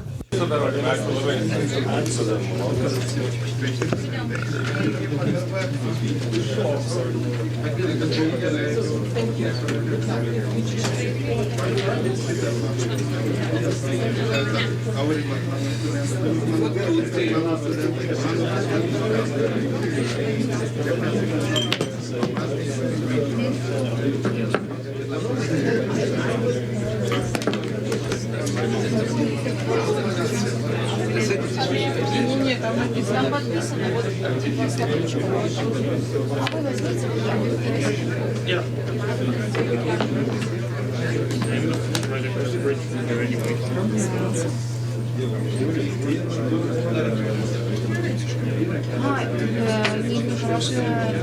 Нехорошо написано. Слушай, как написано. Это литовский, по-литовски как писать? По-литовски, потому что мы наши пишется по-литовски. Переводим.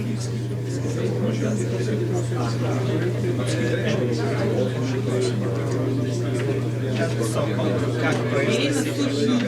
Ага, ваша организация? Экодом. Экодом. Это по-английски. Экодом. Смешались. Да, смешались.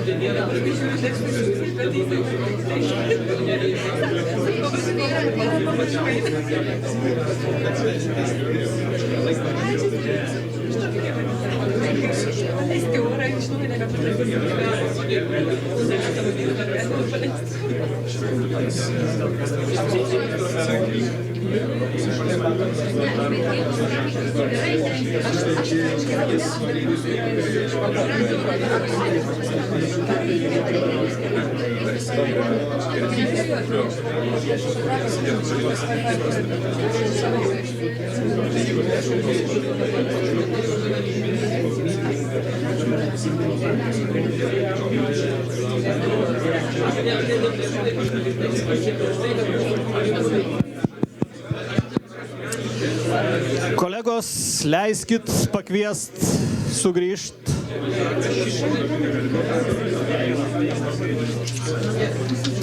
Colleagues, let us come back.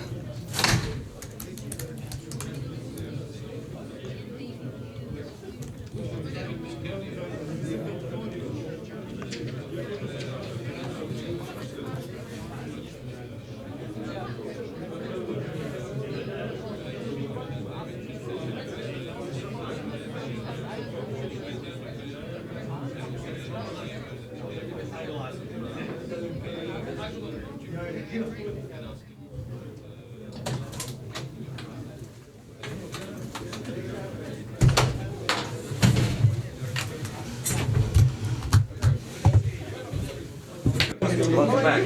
Good to see you. We had a meeting with Speaker this morning. I saw the news of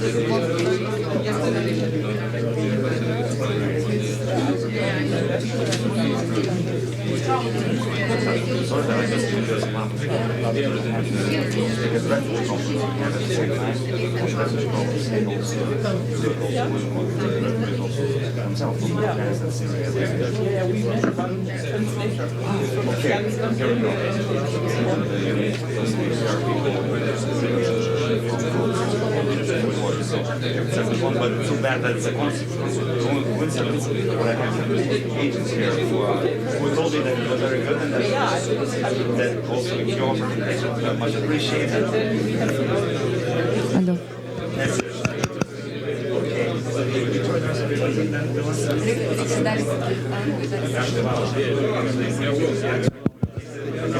Gerbėmėjai, labai prašom grįžti į vietas, mes turim dar vieną panelį.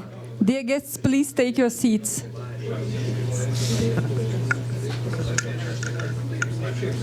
Va, Daiva, ačiū labai. Taip,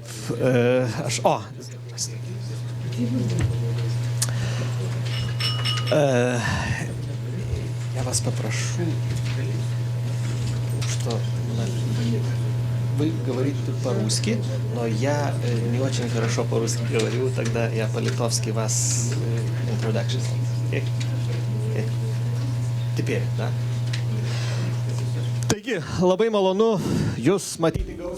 It's a pleasure to see you here, having come back.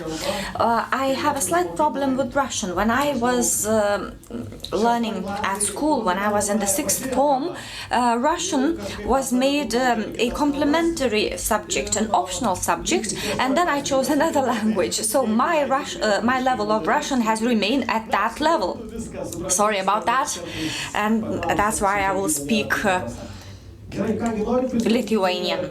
So I would now like to introduce our neighbors, our friends from Belarus, Tatiana Novikova, who is the coordinator of the anti-nuclear movement in Belarus, Nikolai Ulasevich, who is the local resident of Ostrovets, and Irina Sukhi, who is member of the board of NGO EcoHome in Belarus. You will specify more information about your organization.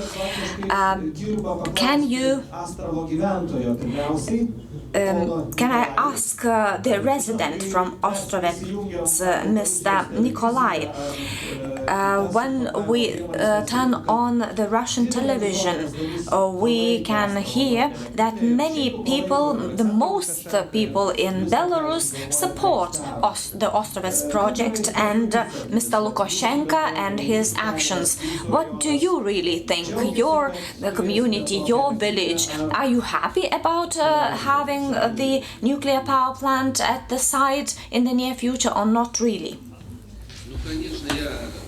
Of course, I am unhappy because I am a resident at the Ostrovets region and I live 4 to 5 kilometers away from that nuclear power plant, and from my own yard I can see what is going on in at the near distance, and many think like that.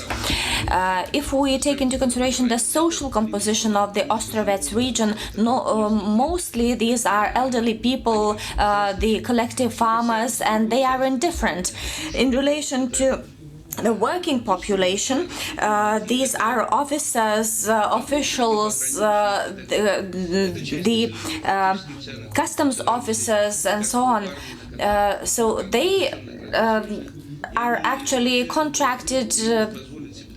And then the other part of people are contracted people, so they can't decide anything. There are many and often conversations among people happening, and I know that most people are against this project. But unfortunately, the opinion of the majority does not matter in Belarus because we do not have any election, and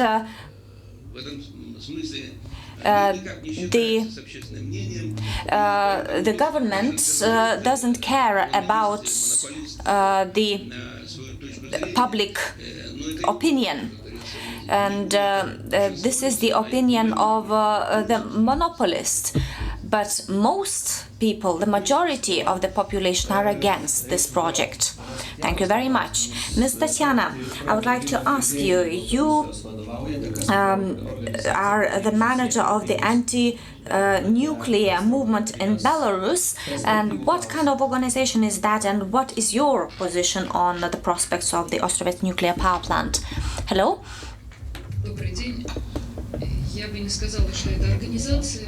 This is not an organization.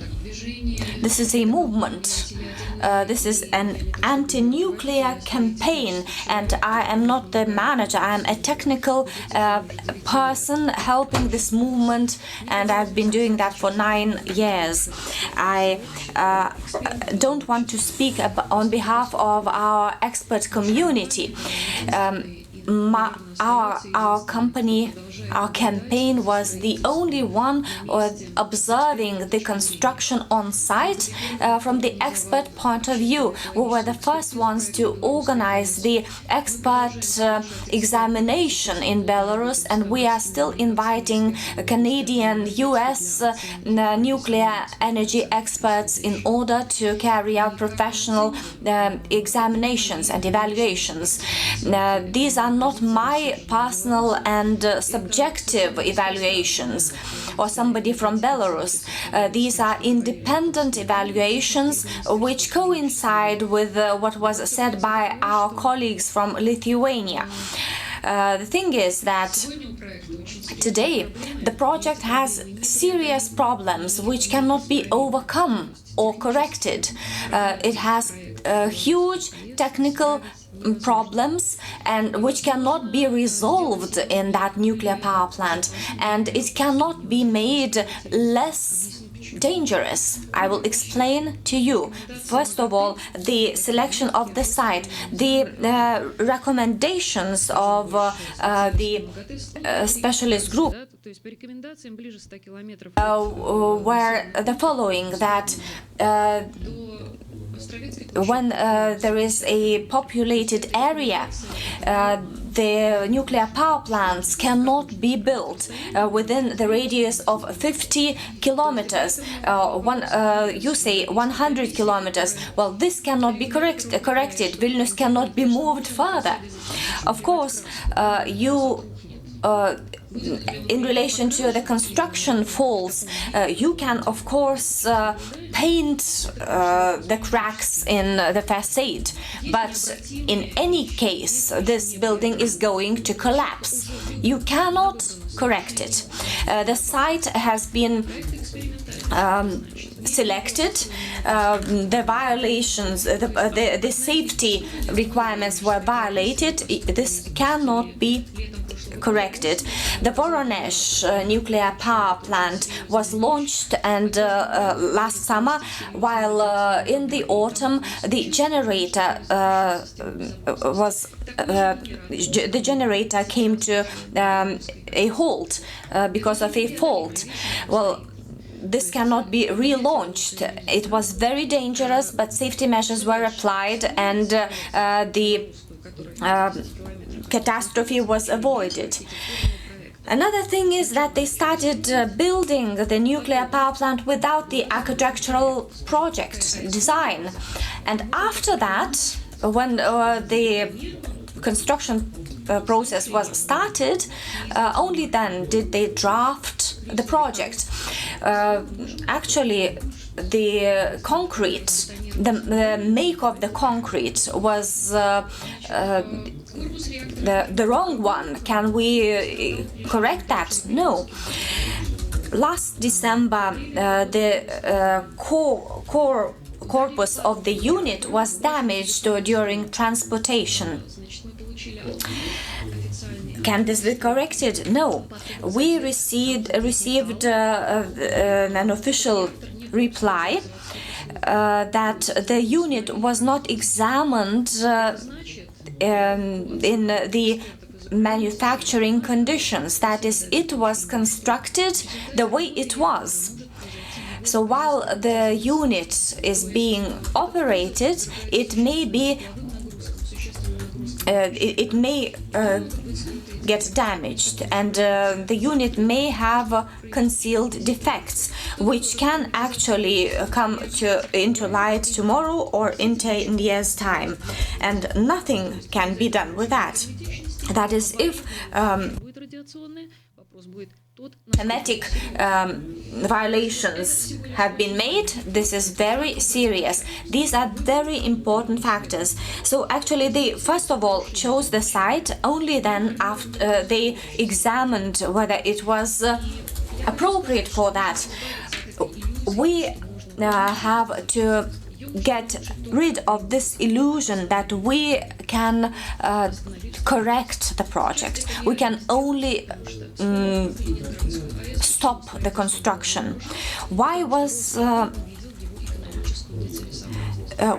the construction of Voronezh nuclear power plant frozen?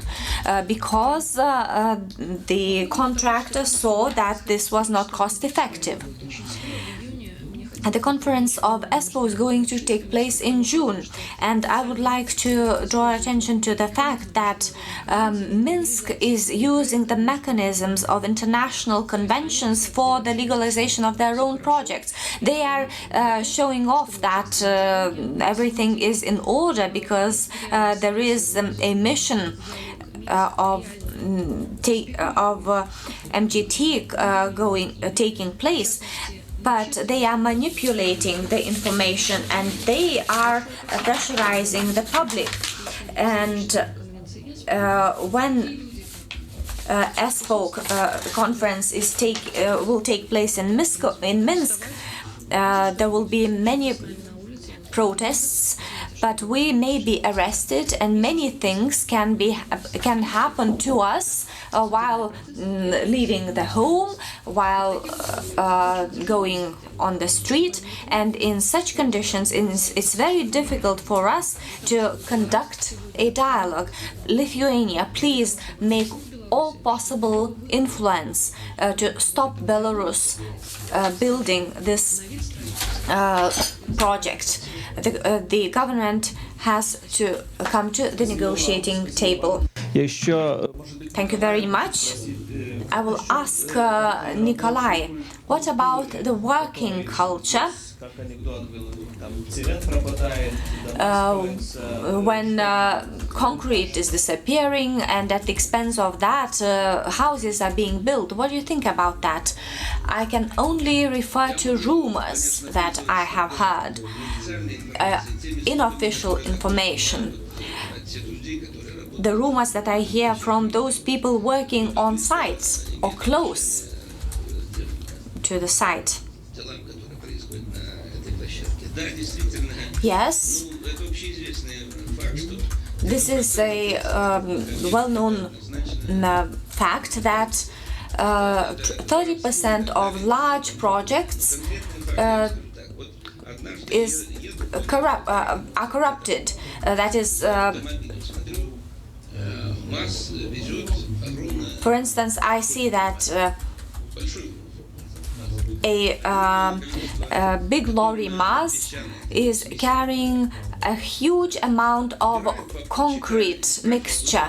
I am asking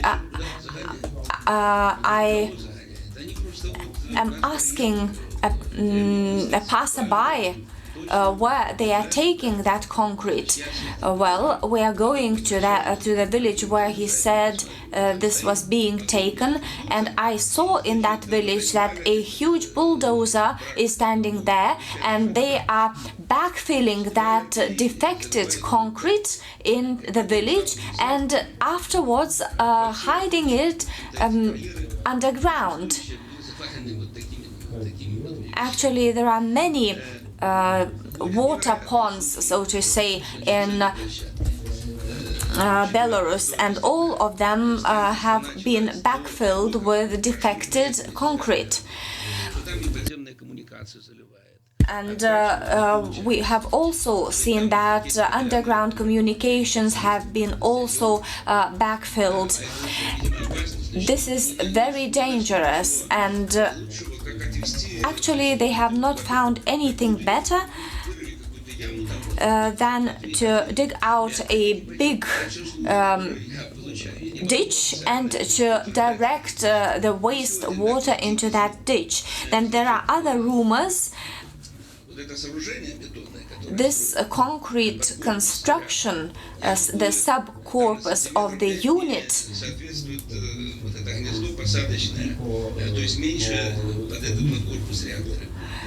is smaller than the body of the unit itself. I don't know what way out they are going to find. These are only rumors, but actually we know that there are so many failures in the Ostrovets power plant, and what is going to happen to the damaged units? One fell from the 4 meters high, and another one was damaged by an electricity current. Well, this was not an accident.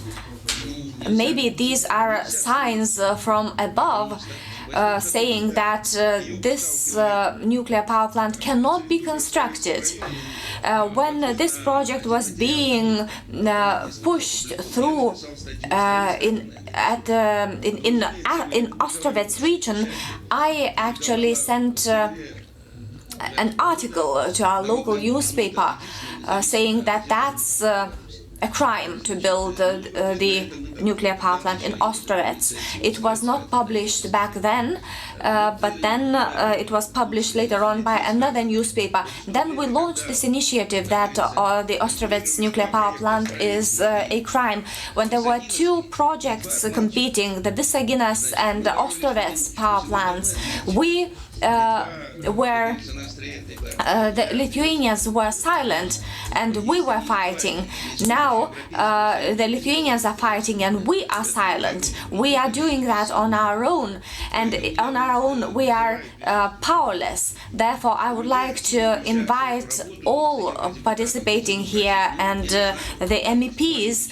I am a small person. I can't give you specific advice or suggestions, but you have to organize hearings in the European Parliament, because this project is a crime not only in economic terms but also in political terms, because economy and politics go hand in hand. No economic problem can be solved without politics. If we exchange 4-5 billion cubic meters of gas to the Russian nuclear fuel, this is not a savior solution for Belarus. Moreover, yesterday's decision made by Lithuania that Lithuania is not going to buy electricity from Ostrovets is a big blow, and it will drag the Belarusian economy down to the bottom. And of course, the Belarusian nation will suffer most of that. Of course, the government will put all the burden on the Belarusian people and will get out of the situation dry. This doesn't promise any good to either the Belarusians or you, our neighbors. And this is absolute evil. This is a sign of a problem. Can we do anything so we could stop the process, we could do something about it?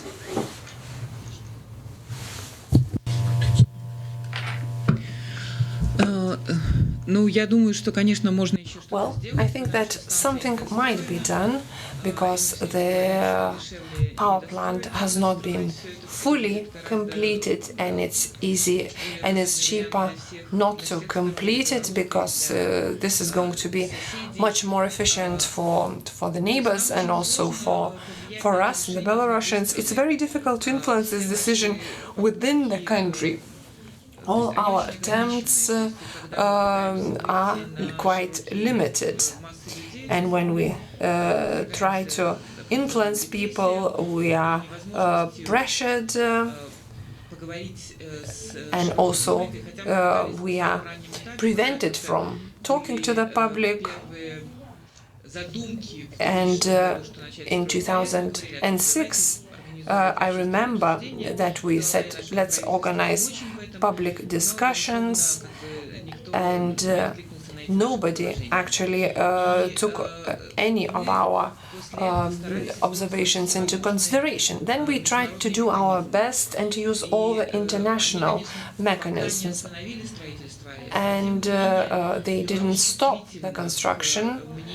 But Belarusian society is quite sensitive towards this issue, and the European opinion, because it wants to look well in the face of international conventions, and together with the European colleagues, we filed complaints because some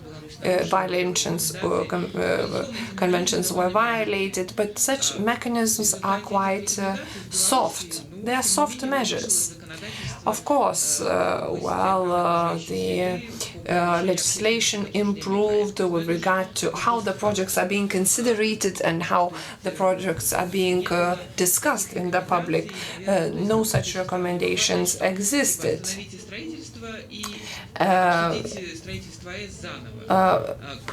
For example, we would like a recommendation to rediscuss such a construction, to reconsider it. But at the same time, ESPO Convention that we talked a lot about where the process has not been completed, and the ability to influence the construction in general is very important to us. Once again, one can only say what has been said. If the European Union gets involved, this would influence more the government of our state. I think I've said everything I wanted to say. Of course, if we thought about some innovative tool, so the Belarusians could realize and perceive what we know, because we have a very limited audience and we cannot reach our listeners or viewers. The brainwashing is very prevalent in Belarus. And independent TV, remember, was stopping people on the streets of Minsk. What do you think about this nuclear power plant? People were saying, oh, well, really, we are against, but we can't really get electricity without it. But we don't have any nuclear power plant now, and nobody is suffering. We have the electricity. So influencing the public opinion of Belarus is difficult. I don't see a mechanism how this could be done. How can we do that? Can we do it somehow? Is there certain communication with the civil society? Yes, we are working with Lithuania. We are very active in cooperating with the Greens Party. Thomas is somewhere here.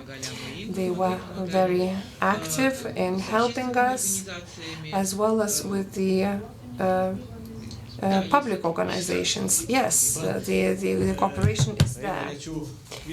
I would like to invite you to speak in different languages, the languages you are most comfortable.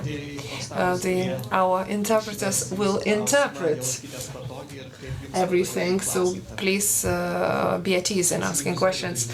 Lawyer Vaidotas Žudonavičius, I will be able to ask in Russian.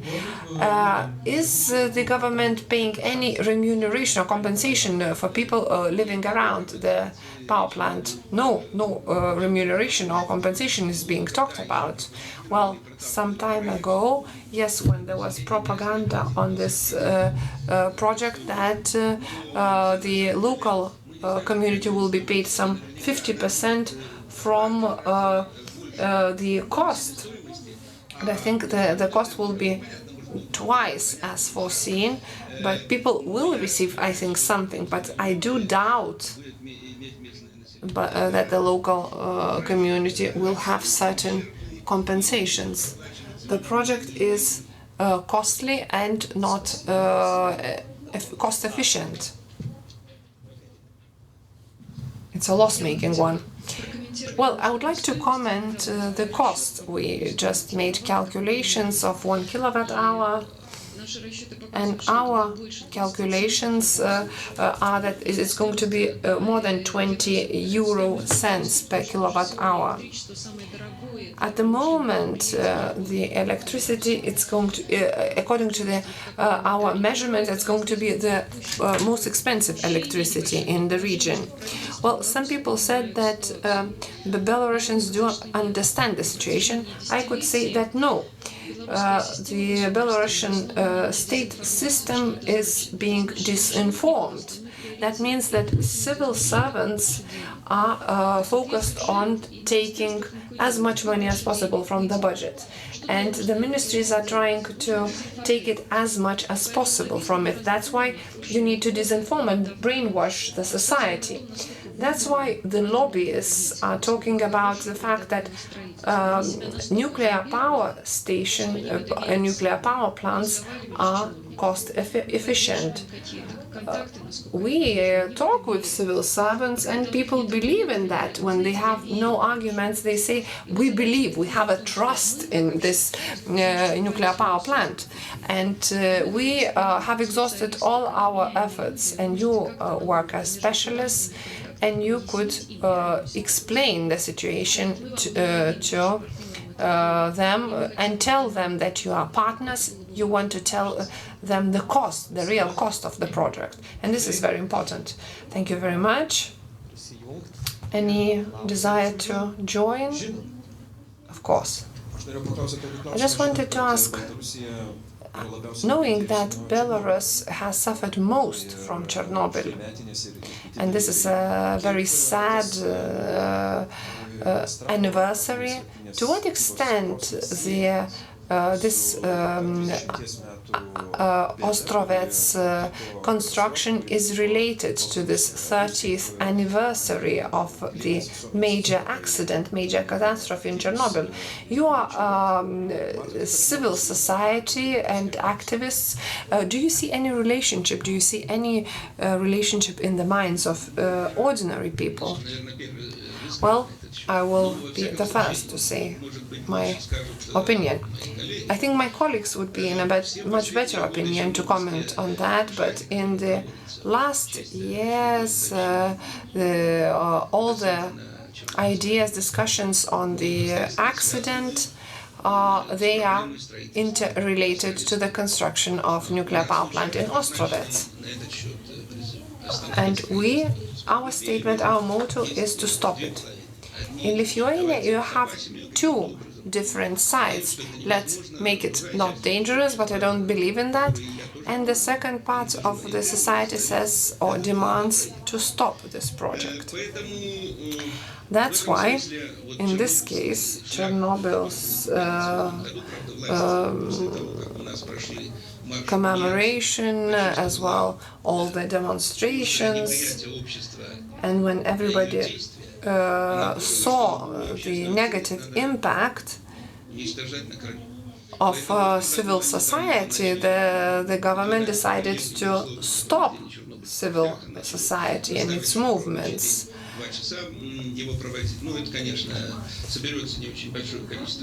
Of course, some people will trust the picture that will be drawn by civil servants that there are no problems in constructing the site. We need to minimize they need to minimize the public pressure on this as regards the situation.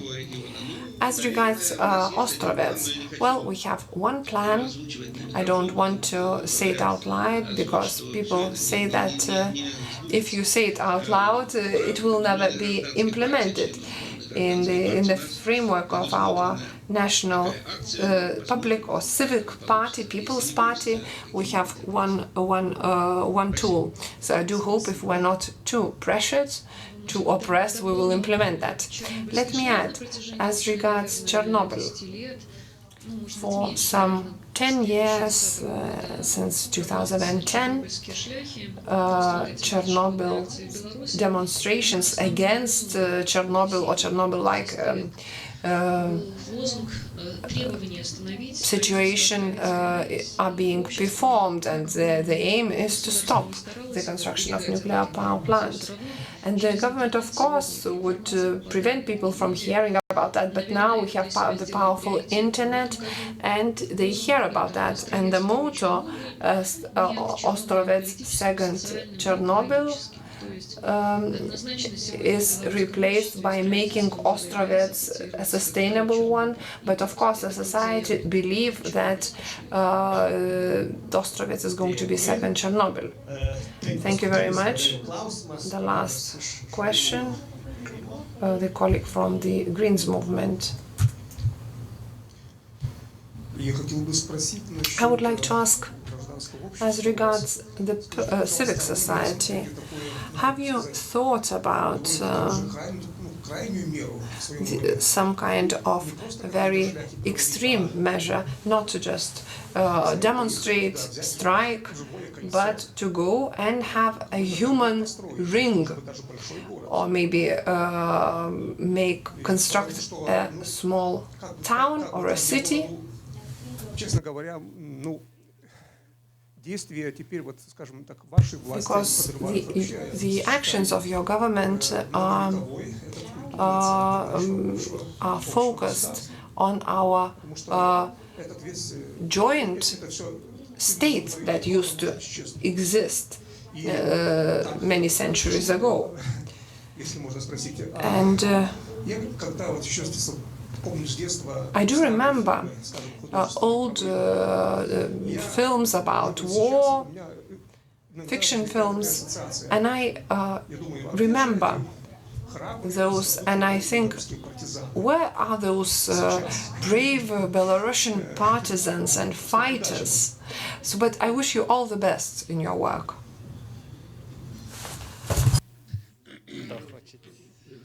I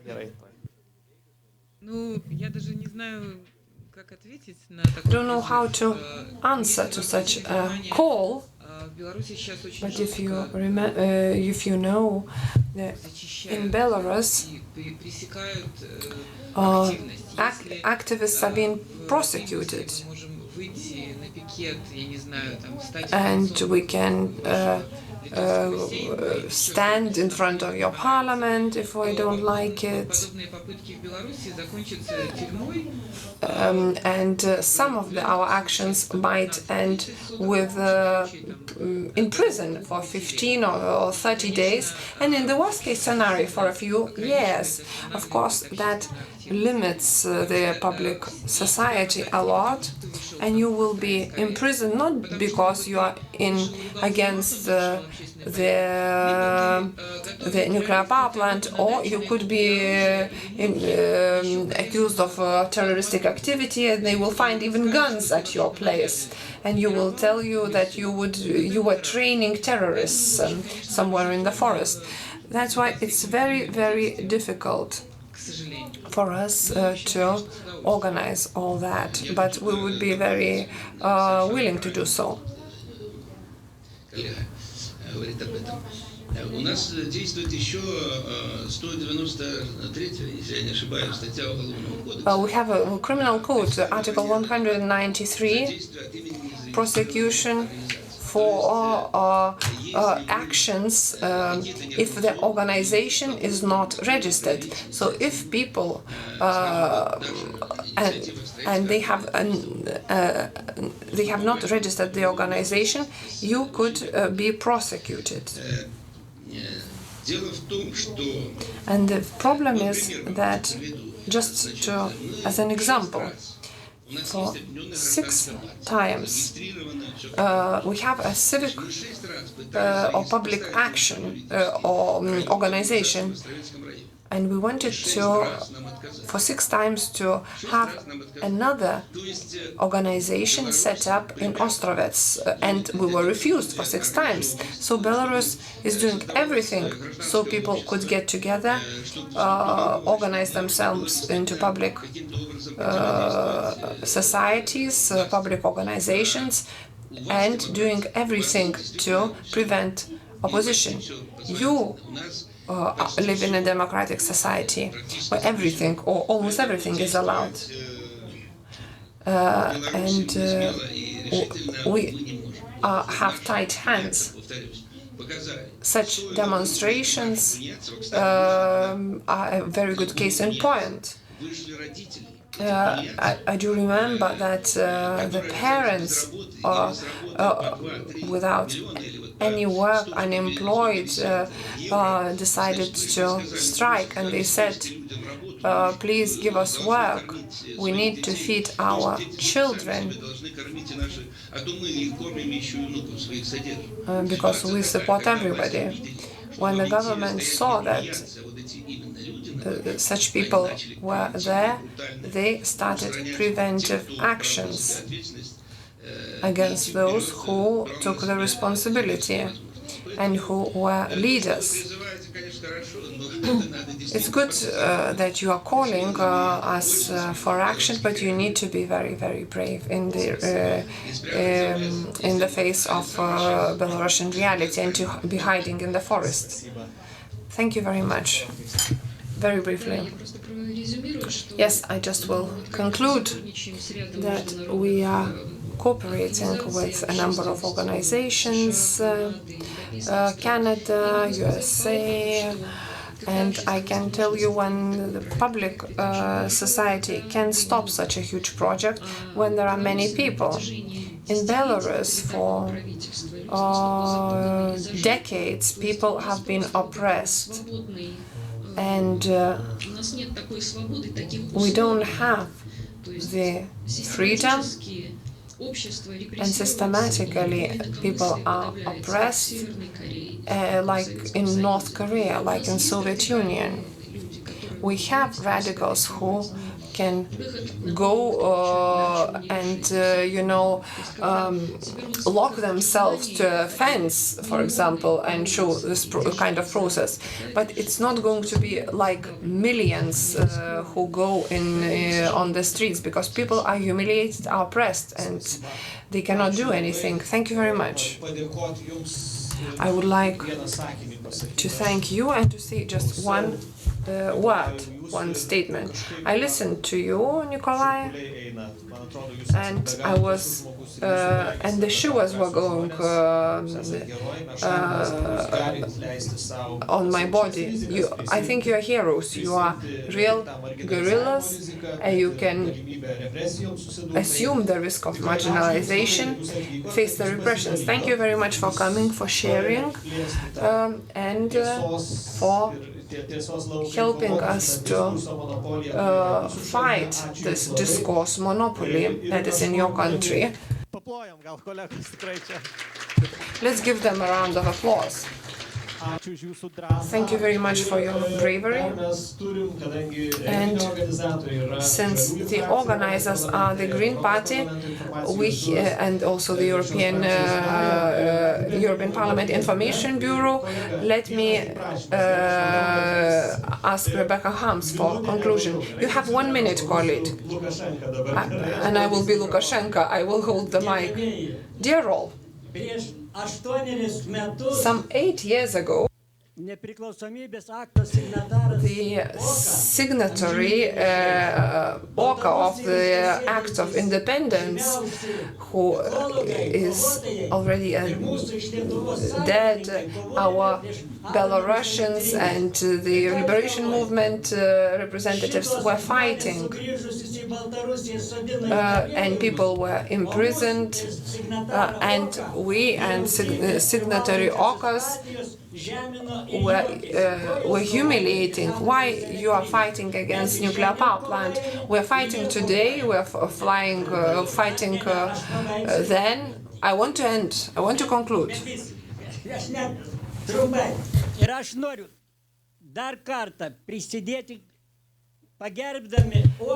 I want to contribute. We were fighting with Orca and with the others. And let me just address once again, dear members of the European Parliament, you have to discuss in the committees their works and to award them with the highest awards, and to invite them to see the European Union. What can we do? They cannot do anything. Vilnius Liberation Movement is organizing the revival movement, and on the 3rd of May this is going to be organized next to the parliamentary building, and one of the main issues will be Ostrovets nuclear power plant. So we would ask MEPs, our MPs, Belarusian activists to come, and let me give you a token of appreciation, which is our resolution. We are not being prosecuted, but we are the ones who are fighting, who are blamed very often and politically kicked. Thank you very much. Gerai, ačiū bičiuliai, dėkui jums ir aš. Thank you very much, friends. Okay. Rebecca, I just wanted to conclude briefly, and in conclusion. Okay, we'll make it. Ačiū labai, ačiū. Dėkui. Еще я одно слово, можно? One word, please. Чтобы обезопасить себя. Just to save myself, all the visits that I made would end that at the border I was stopped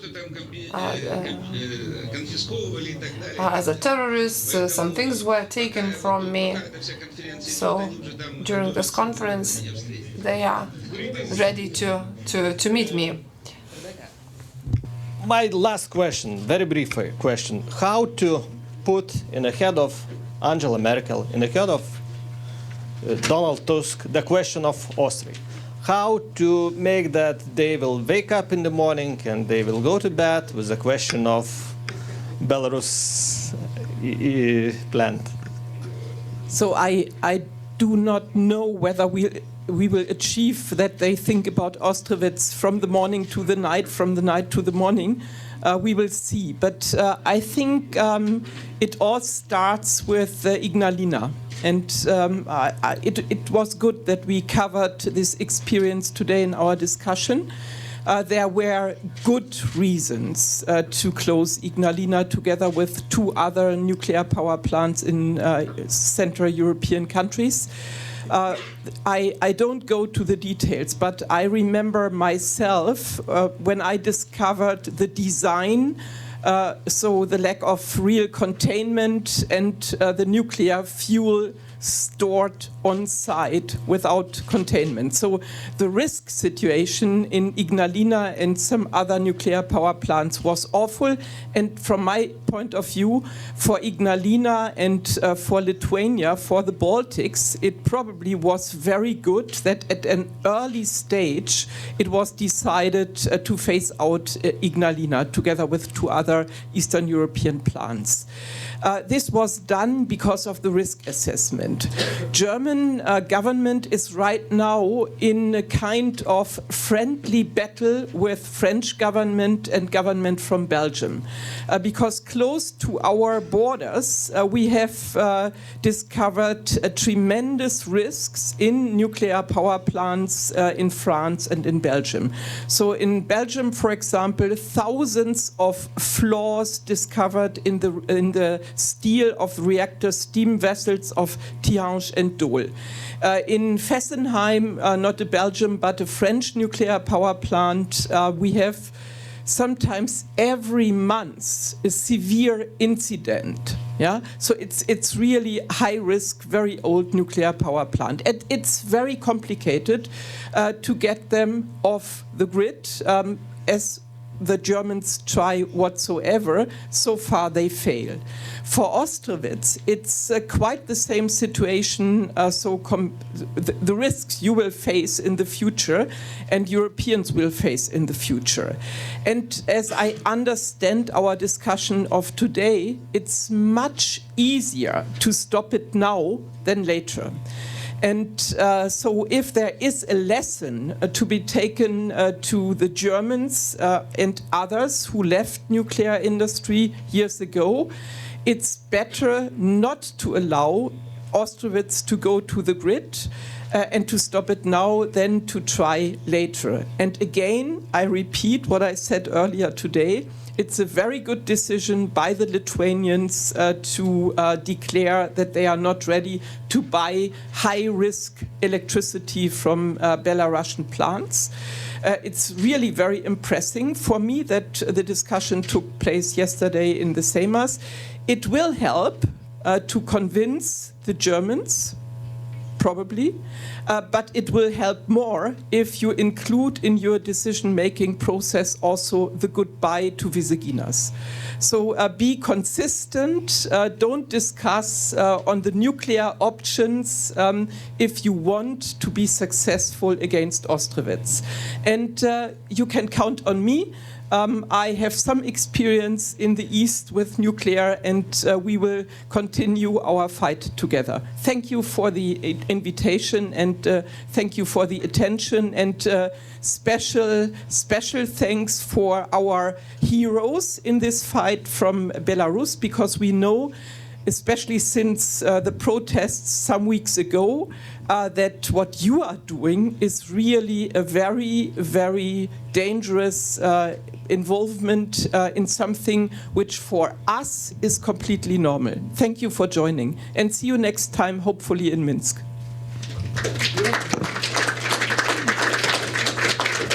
again the leader of European Greens. Rebecca, thank you very much. No, not anymore.